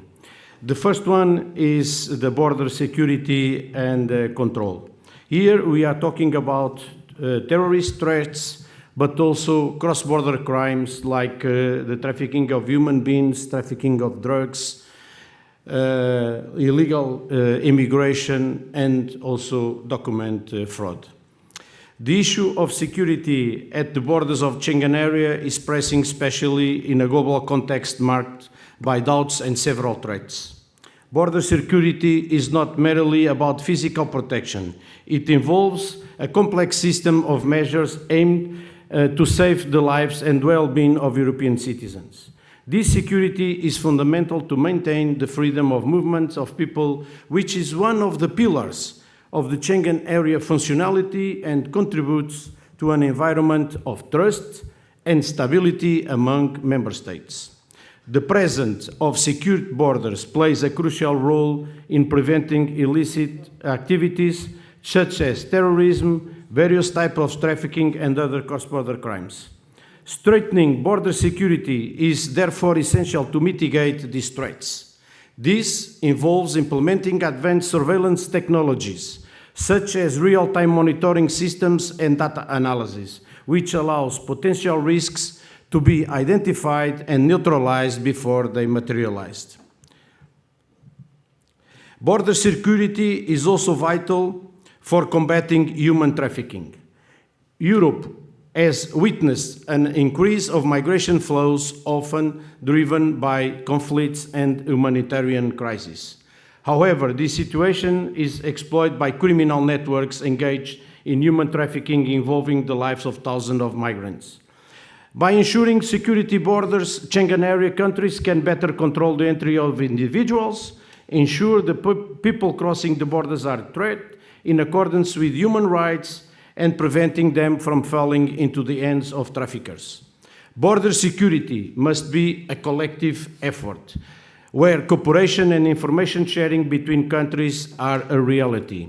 The Schengen area allows for international borderless mobility, but this requires joint commitment from member states to ensure that the external borders are well monitored. Through shared information systems, such as the Schengen Information System, countries can collaborate more efficiently in identifying threats and managing security crises, creating a protective network that benefits everyone. The second aspect that I want to highlight is the one related with migration and refugees. With migrations, we are talking about migration flows, but also secondary movements. And also with this so important aspect that involves return policies.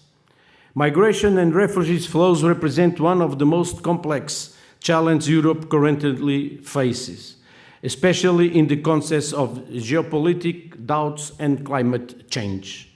With the increase in humanitarian crises and wars in different regions of the world, whether in the Middle East or Ukraine, Europe has seen an increase of the number of people seeking safety and opportunities. These migration flows not only affect border security, but also requires a coordinated approach among member states. Efficient management of these flows is crucial to ensure a humane and effective response that respects the rights of migrants and refugees while addressing security and integration concerns. Secondary movements within the Schengen area, where migrants and refugees move from one country to another in search of better living conditions, add an extra layer of complexity to the migration challenge in Europe. In many cases, these movements are facilitated by the pursuit of better job opportunities or family reunion.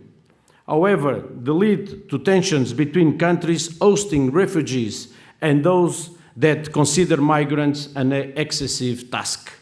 The lack of uniform policy and a collaborative approach to deal with these movements results in different levels of reception and assistance, which can generate difference that threaten social cohesion in the European Union. Regarding the return policies, the implementation of an effective and humane return strategy is vital to ensure that individuals do not have the right to stay in Europe, do so with dignity and in a safe manner. The absence of a common understanding and harmonized return system often leads to deals, and the lack of clear process creates situations of vulnerability for migrants. Therefore, the cooperation between countries of origin and European member states is essential to implement sustainable solutions. With the entry in force of the new Pact of Migration and Asylums next 12 June, is a renewed legislative framework is expected to facilitate a more cohesive and effective response to the challenge of migration. This pact aims to create a more efficient mechanism for managing migration flows and processing asylum applications, as well as promoting solidarity among member states. The new Pact of Migration and Asylum is a comprehensive proposal aimed to reform and to manage of migration and the asylum system in the European Union.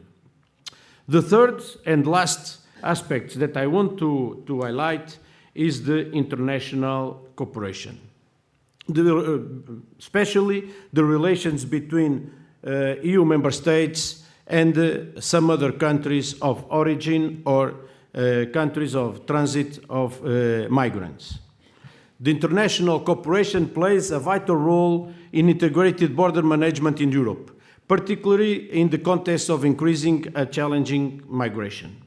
To effectively address migratory flows and issues related to security and human rights, different European agencies such as Frontex, Europol, and the European Union Agency for Asylum plays a fundamental role. These agencies cooperate to ensure the security of the European Union's external borders, to promote coherent asylum policies, and to facilitate the reintegration of migrants in their countries of origin. Collaboration among these agencies and with the countries of origin and transit of migrants is essential to create sustainable and effective solutions which are an effective challenge. Frontex, the European Border and Coast Guard Agency, is one of the main entities involved in border management in the European Union. Frontex coordinates several joint surveillance operations at external borders, ensuring that member states have the necessary resources and assistance to control migration flows. Among the programs promoted by Frontex, the EU Reintegration Programme, EURP, stands out, aiming to facilitate the reintegration of migrants returned to their countries of origin. This program offers support in different areas, including financial assistance, training, and awareness-raising initiatives that can help create favorable conditions for those who choose to return. In addition to Frontex, Europol. Europol plays a crucial role in combating organized crime related to migration, such as human trafficking and drug trafficking and illegal immigration. Europol receives and analyzes information on criminal activities and collaborates with the security forces of the member states to disrupt criminal networks. The third agency, the European Union Agency for Asylum, in turn focus on promoting a common and harmonized approach for asylum policies in the European Union. The EUAA provides technical guidance, assistance to national authorities, and coordinates the development of best practices in the reception and processing the asylum applications. Cooperation with the EUAA is fundamental to ensure that the rights of asylum seekers, migrants are respected and the process are efficient and fair. The strengthening of these agencies among Frontex and Europol aligns with the initiatives of the new Pact of Migration and Asylum, as some of the previous speakers already highlight. Particularly, I want also to highlight the screening pilot test occurred from 20 to 3rd of April at Lisbon Airport, with the participation of all Portuguese authorities on the test of the screening toolbox provided by Frontex, and that will be our main tool after 12th of July when the pact came in force. However, for integrated border management to be effective, genuine collaboration with the countries of origin and transit of migrants is also very, very important. This cooperation can include bilateral agreements that address the root cause of migration, such as economic instability, conflicts, or climate change.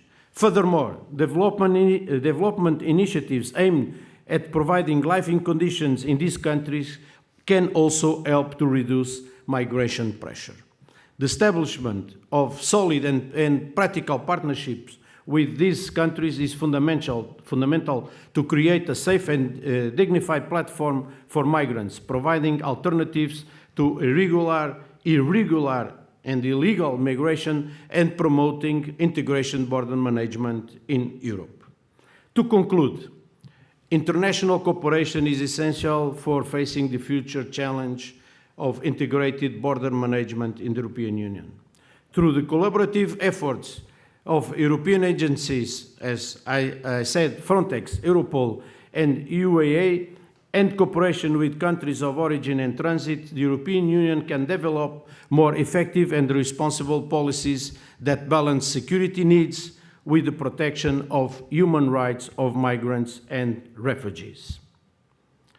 For the organizers, again, thank you for this invitation. Congratulations for this excellent initiative. Thank you so much for your attention. Muito obrigado. Vamos ouvir agora o Coronel Marcos Cruz. Ele é o segundo comandante da Unidade de Controlo de Costeiro e de Fronteiras da GNR.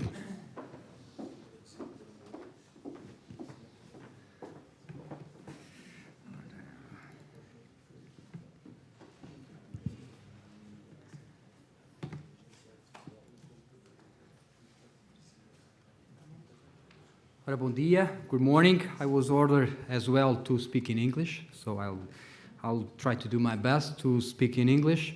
So first of all, I would like to thank the organizer for these very honorable invitations. It's an honor to be here, and on behalf of the GNR General Commander, Lieutenant General Rui Alberto Veloso, it's a great pleasure to be here, and we appreciate to be part of this important discussion related to the EU future security issues.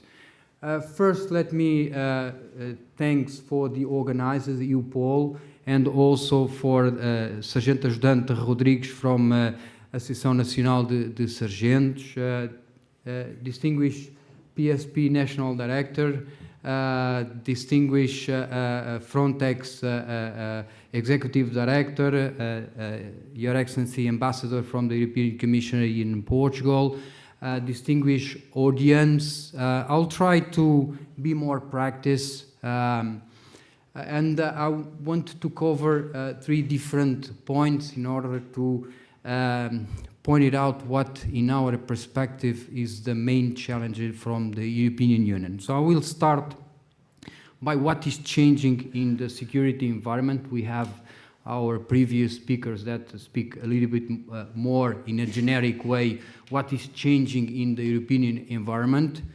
Second, what it means for border control and special the implication for border control. And third, what Europe must be ready to do. It means that the key challenging that the border security has to be ready to in order to be prepared to give a proper answer for these challenges. So we all understand that the European security entering in a more unstable phase, shaped by a volatile and unpredictable geopolitical environment. The war in Ukraine and tensions in the Middle East are not distant events. They impact that we are feeling go beyond the military dimension. They are shaping our internal security. They create pressure on economic, on social, on political stability. At the same time, migratory pressure at the EU external borders continues to rise. This is not just a migration issue, this is a security issue, because this pressure exposes our vulnerabilities, and those vulnerabilities are being exploited by organized crime networks. The key point is simple. External crises are now internal challenges that we are facing on a daily basis. The nature of the threats is changed. We can see a clear shift. They are no longer isolated and easily identifiable risks. They are more connected, more adaptive, and hybrid, combining the physical space with the digital one. Organized crime, migration flow, and external actors are increasing, intervening. And one of the most important aspects of this evolution is the growing connection between different phenomena that we are used to look at separately. The same routes are used for what we so-call multi-purposes: migrant smuggling, trafficking human beings, illicit goods, and also drug trafficking. And in the same cases, these dynamics are deliberately exploited to create pressure on Europe for geopolitical purposes. These make threats harder to detect, even though we have cutting-edge technological equipment to detect previously. It's harder to attribute. They mix not only the physical space, but also the digital one. And even though these kind of crimes make their activities in different countries, with different penal codes, with different legislation, and harder to control. Which leads us to one conclusion: reactive is no longer enough. We need to strengthen our cooperation.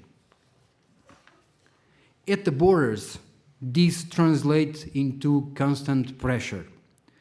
Flows are not longer predictable, even though we have some of the ways of approaching by land, by air, and by sea.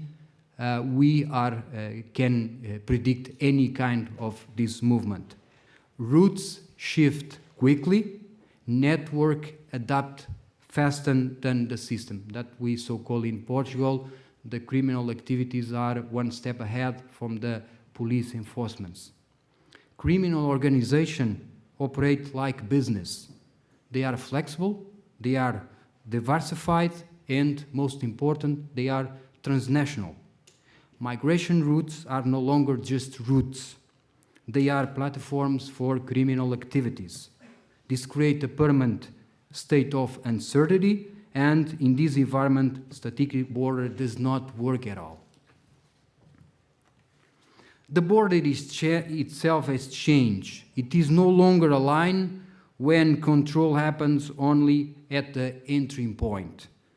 This is a system made up of different layers, which mix information, technology, and operational capabilities. And most important, that all working together.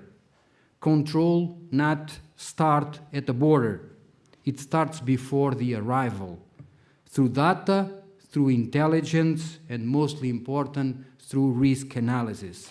This is a very important shift from reaction to anticipation. But this is all to create a clear dependency. If the external border fails, internal security is affected immediately. And let me be more practice according to this contest. So I'm coming from the Portuguese Coast Guard, the GNR. So I want to share some of our concerns related to the sea borders. So we are responsible for sea borders in two different ways, for border surveillance and for border check. So let me share our experience and our concern. And let me start with drug trafficking, particularly, as I said, in the maritime domain. We are seeing a clear increase in this activity, especially linked to cocaine. This remains one of the main drivers of organized crime in Europe. What is changing is not the scale, but the way these networks operate. They are more becoming sophisticated, more structured, and more resilient. Routes are constantly being diversified. Criminal groups are using different entry points, combining maritime with land corridors, and taking advantage of global trade flow. Their logistics are highly advanced, often comparable to legitimate business operations. And important, this is not a low-risk activities anymore. We are seeing a rising level of violence associated with drug trafficking, particularly involving firearms. This reflects increased competition between criminal networks and the willingness to use force to protect profits and territory. 2 days ago, we seized a package of military-grade ammunitions. We seized 2 days ago some rifles, some pistol that was used by drug trafficking through maritime corridors. So this gives the proof that we are very concerned with drug trafficking, especially in the sea borders. At the same time, irregular immigration continues to put pressure on the European Union external borders. But this is important to understand that migration in itself is not a threat. The real concern is the way it's being exploited. Criminal networks are actively involved in migrant smuggling and trafficking in human beings. They take advantage of vulnerable people, turning migration routes in profit channels. This creates a dual challenge for police agencies. On one hand, a humanitarian issue, on the other, a serious security concern. This makes border management more complex because it requires a balancing control with protection of fundamental rights. Another key area is critical infrastructures. We are talking about important sectors such as energy, transport, and communication, systems that our society depend on every day. These infrastructures are increasingly exposed, particularly to cyber attack and acts of sabotage. The impact of such attacks can be immediately and widespread. affecting not only security, but also economic stability and public confidence. In this sense, protecting critical infrastructures is no longer just a technical issue, is a strategic priority. And this is one of our main concern, especially the undersea fiber cable that we, with our surveillance system, are all the time aware of, due to the fact we have a lot of the so-called shadow fleet that is turning our fiber cables daily. Finally, terrorism and violent extremism remain part of the threat landscape. The nature of this threat has changed. It is now more fragmented, less hierarchical, and often driven by individual or small groups. But this does not make it less dangerous.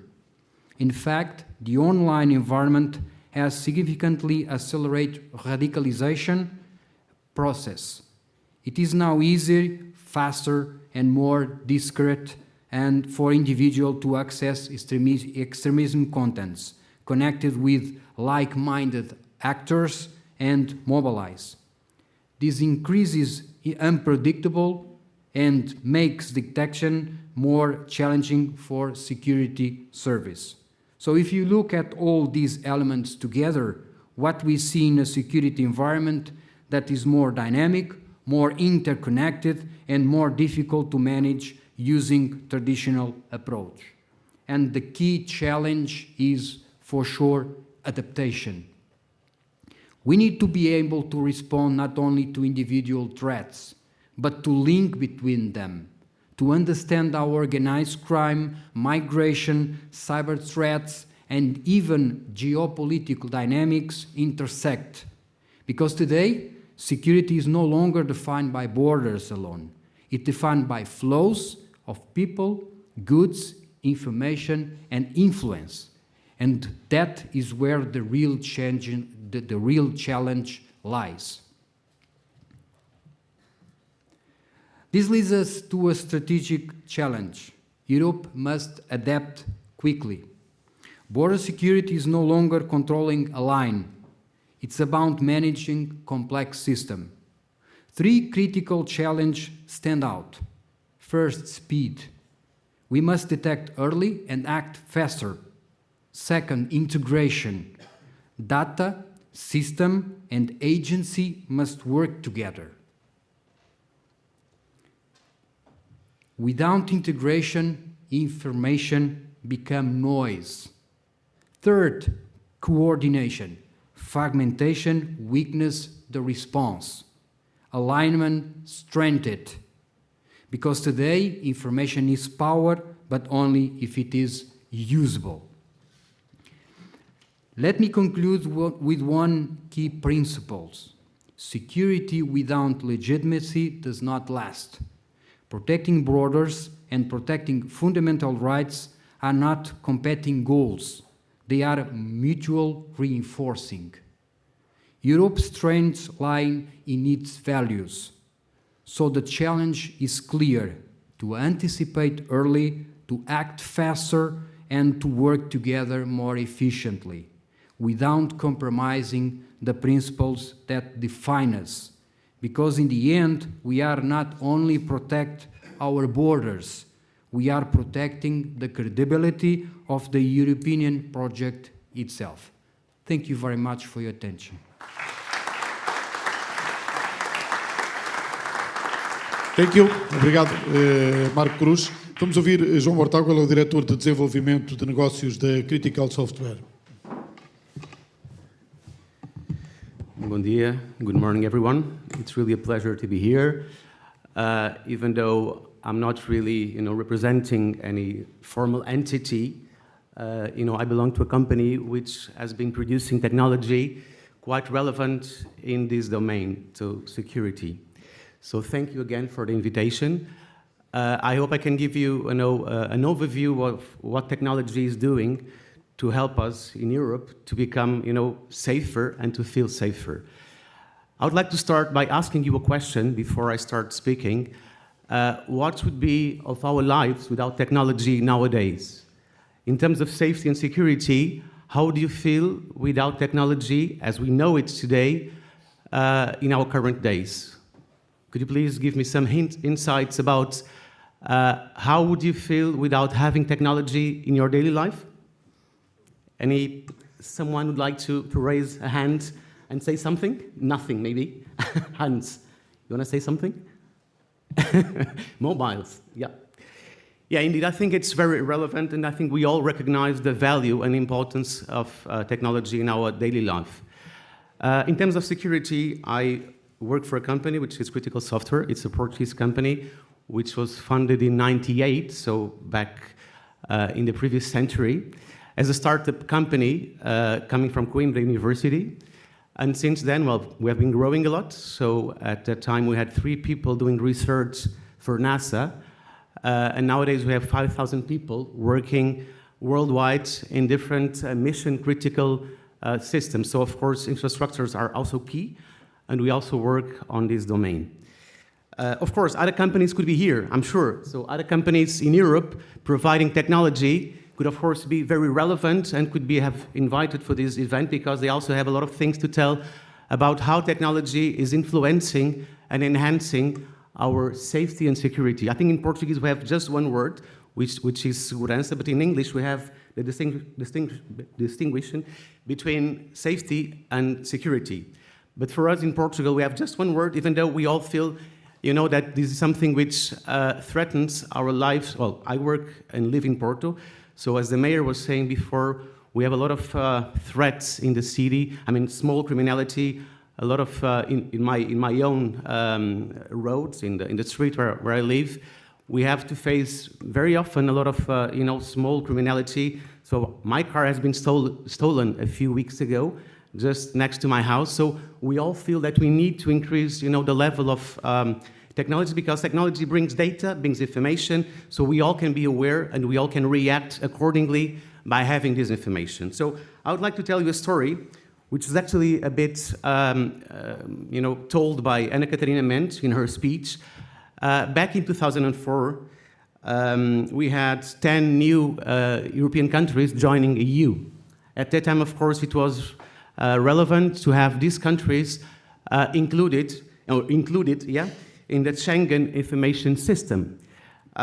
We had, at that time, one system which was called the Schengen Information System 1, let's say, which was very limited because, of course, having more countries coming over would bring a lot of information, a lot of data, but the system was somehow limited because of all of the restrictions we all know about keeping data, having the systems connected. And so at that time, we had a challenge in Portugal. So because a new system was being developed to become ready later. So the idea would be to have in 2007, when Portugal had the presidency of the EU, of the Council of the EU. And so at that time, we were given a challenge in my company. Well, actually, a few companies were approached and were asked, can you please try to increase the level of readiness of the system to include these 9 countries' information in the system so that all people can move freely without borders at this stage. And so the challenge was really, how can we set up or create a new system which could be capable of including all of the new countries, and of course would allow them and their people to move freely by 2007 without having, any restrictions on movements. And well, at that time we had I think in Portugal we like challenges, by the way. We like to work under pressure. That's something which we really appreciate. And so we were given 5 months at that time to innovate and to create a new system which would be capable of accepting and including the data of 9 European countries which had joined the EU. So the solution was, on our perspective, quite simple. So we didn't really invent the wheel, but we thought that by using the Portuguese system and having it cloned, let's say, within the EU, we would solve the problem. That's what we actually made. We had a lot of engineers involved in the process. It was a quite intensive task force we had to make. We have to test. We tested a lot of times the system, and we had success. So at the end, before the Portuguese presidency of the EU Council finished, in the second semester of 2007, we had a system working. So the new 9 member states of the EU could join the Schengen Information System. We called it, by the way, SIS one for all. So we wanted to include everyone, even though the new members were not, there when the Schengen Treaty was signed and launched. I think this shows a bit of how capable we are in Portugal, but also in Europe in general, of providing solutions and technology, which of course can make us feel more comfortable and safer within Europe. I have to say the solution we found was really basic, but I think that it was really relevant at that time, and we felt both the commitment of the member states, so all of the people involved in the 9 new member states that joined the system were really committed, and also the cooperation among ourselves. That's key of course, for increasing the level of security in our continent. I could give you more examples because we are also working on a platform for search and rescue, also in Portugal, but also in Ireland. So we are supporting the national authorities to do search and rescue missions and to support also the country and the continent in other extents. But I think I would like to highlight 3 topics which are, in my opinion, very relevant for the future of technology in terms of security. The first of them has to do with sovereignty of Europe. We all know, of course, how threatened we have been in the last few months, I would say, more specifically. We need to be autonomous in Europe in terms of technology. We cannot rely on non-European systems, platforms, software, whatever. Second, data exchange. I think, of course, we all know the relevance of having data. So all of the entities here have to manage data. They all receive data every day. And, as many data as we get, the more, comfortable and more objective we can be on, of course, launching missions to increase security. And then third, interoperability of systems. One of the issues, of course, we also have to deal with, especially in the defense. We also work a lot in defense, mainly with big OEMs in Europe, like Rheinmetall, Diehl Defense, other companies which really do defense, is how difficult it is between or among European countries to have the systems communicating. When you go into a NATO mission, for instance, sometimes they face that the system from one country does not communicate well with the system of another country. Of course, if we are in a common mission, we need to be able to communicate. That's like we're doing here today. So we're speaking in English because everyone speaks English. I'm not speaking in Dutch or in German, even though I could do it a bit. But I think it's, it's fundamental to find ways to communicate. So the systems have to be able to communicate. So I really would like to, to launch a challenge, maybe to Hans, because we've been also trying to approach Frontex in the past on finding solutions also. Of course, we want to follow the legal procedures and, of course, be totally transparent on the way we get there. But, of course, I think we have to really rely on companies like ours, which was, again, funded in '98 and today has 5,000 people working on mission-critical systems. Thank you very much. Muito obrigado. Vamos ouvir Michael Laws, ele é assessor estratégico internacional para a cooperação policial da Unidade de Polícia dos Países Baixos. Let me see. I hope it stays. Well, they say the final speaker has 2 responsibilities. One is to keep you awake, and second, to give you something to remember. And I was also ordered by the organization to do my presentation in Portuguese, and I refused. Because it's very bad, my Portuguese. Now, my name is Michel Us. I'm a strategic advisor and police commissioner for the Netherlands police in the province of Limburg. I don't know if you know something about our country, but we have a small part that's a corridor between Germany and Belgium. It's only at the smallest part, 5 kilometers between the two countries. And we are developing a new kind of concept, a new kind of policing concept for areas that are in borders. So it's very interesting. Maybe another topic could be for the conference to discuss this, but we are doing this, and that's my responsibility to organize this for our Limburg police.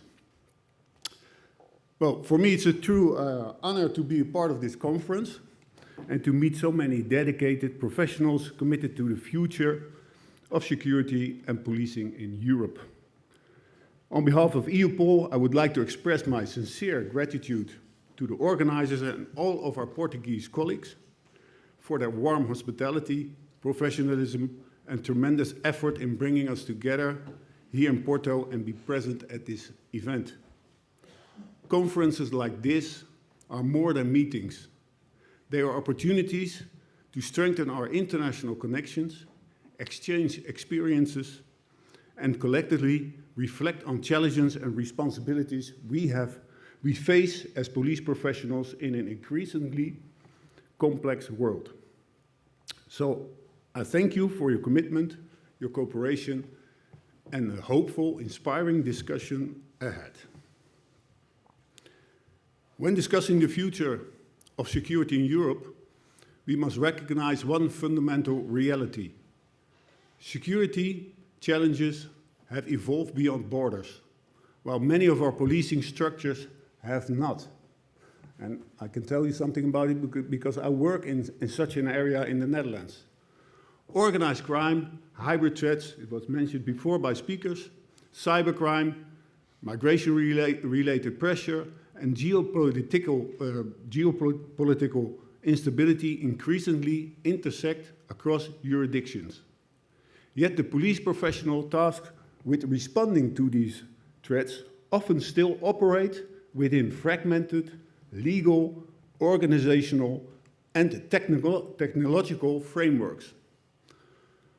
From the perspective of EUPOL, the future of European security will depend not only on the stronger institutions or better strategies, but also on our ability to empower the police professional on the ground.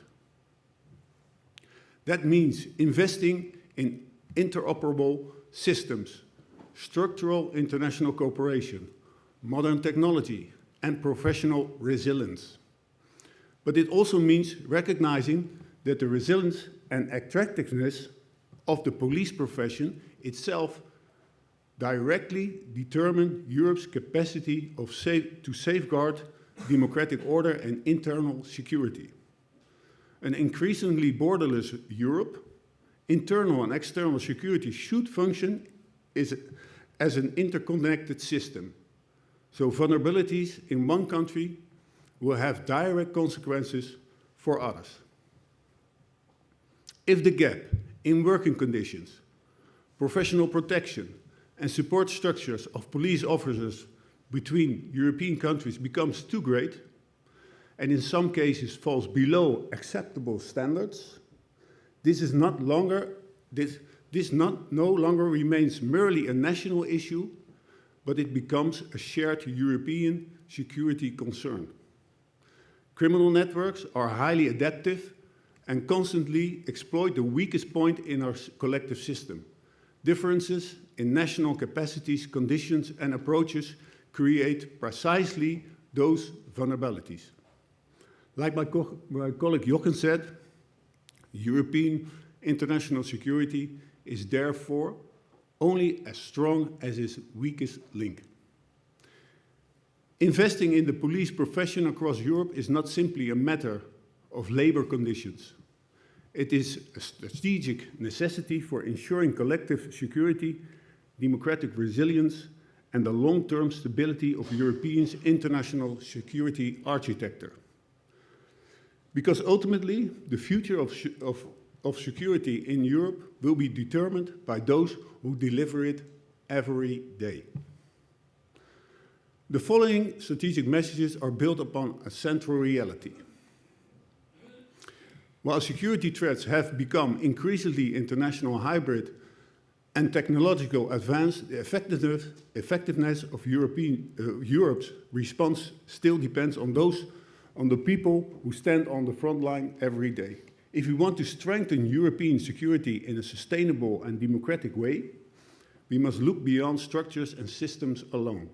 We must place the police professional at the center of the security development, as the connecting factor between operational reality, international cooperation, and technological innovation, and not at least the public trust. Against that backdrop, these key strategic messages outline the principles that should guide the future of policing and security cooperation in Europe. And I have 7. The first one is, security threats have internationalized faster than policing structures.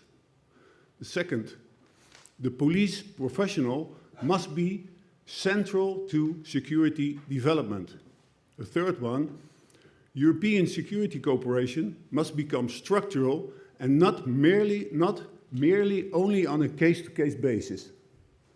Border security and internal security are not longer separate domains, like the director of Frontex told us before.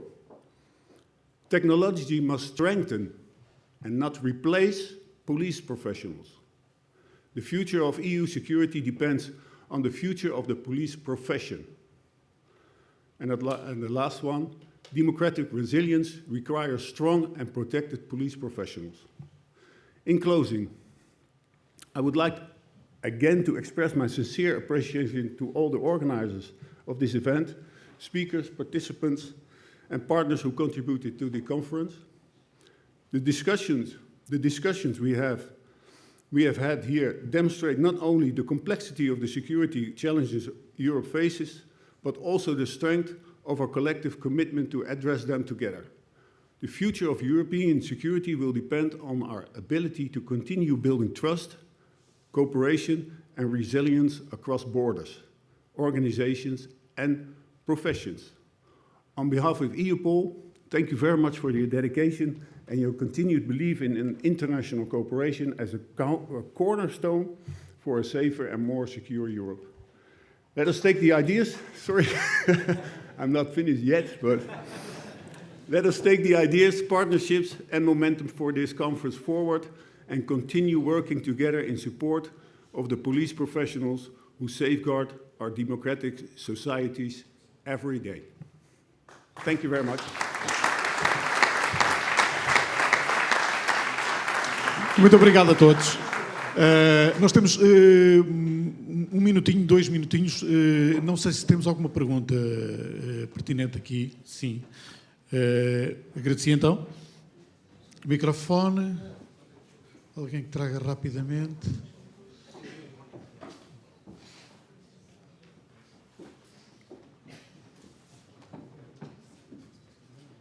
Sim. Estará ligado e estamos a ouvir. No? Oh, no. Yeah. Good morning.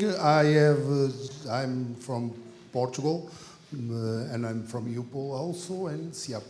But I want to take the chance to make a quick answer to the Frontex director. I listen to you, and I wonder what kind of support can Frontex give to a country as Portugal? What kind of support? Thank you very much.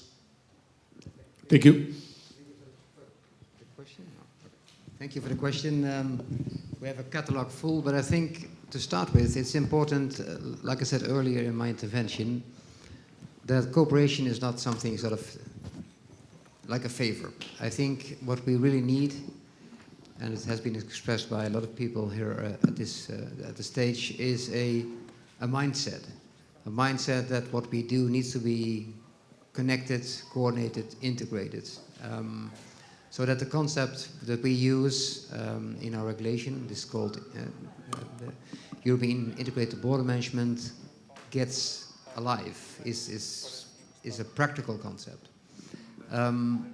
And then looking at the 3 domains, and we're actually moving towards the 4th domain, so land, air, sea, and space, is that we have capabilities that are at the disposal of all member states. And of course, it starts with what do you need?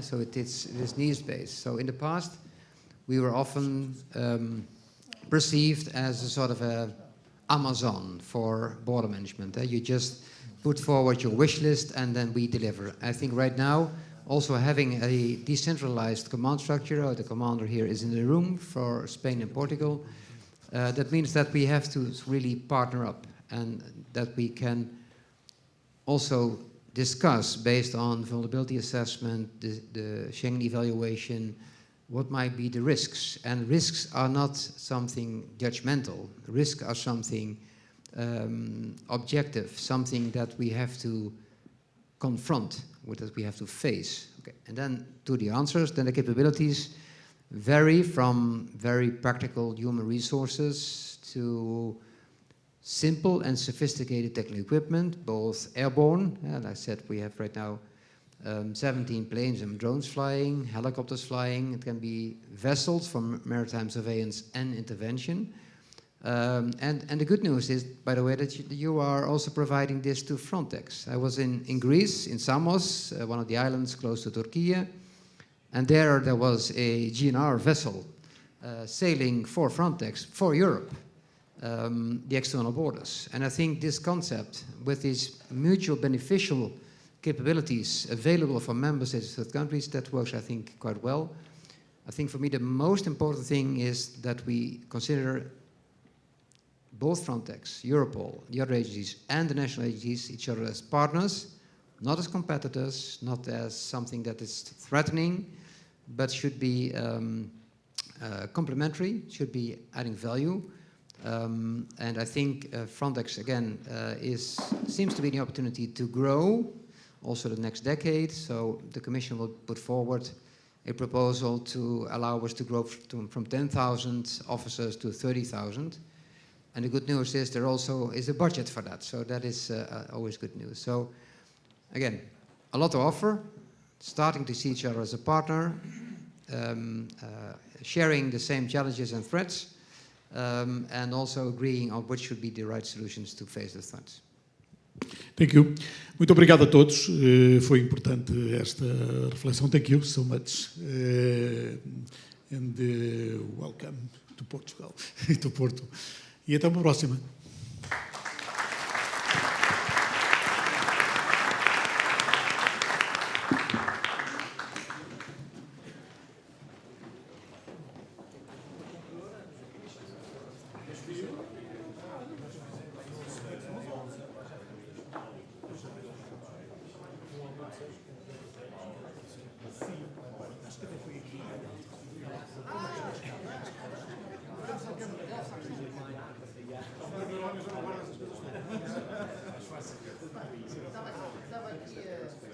Ladies and gentlemen, we are going to deliver some reminders of this great moment. We had a lot of entities that joined us together to security, to build a new Europe with more safeness. So the president of CIAP, Carlos Torres, is going to deliver to each one of the speakers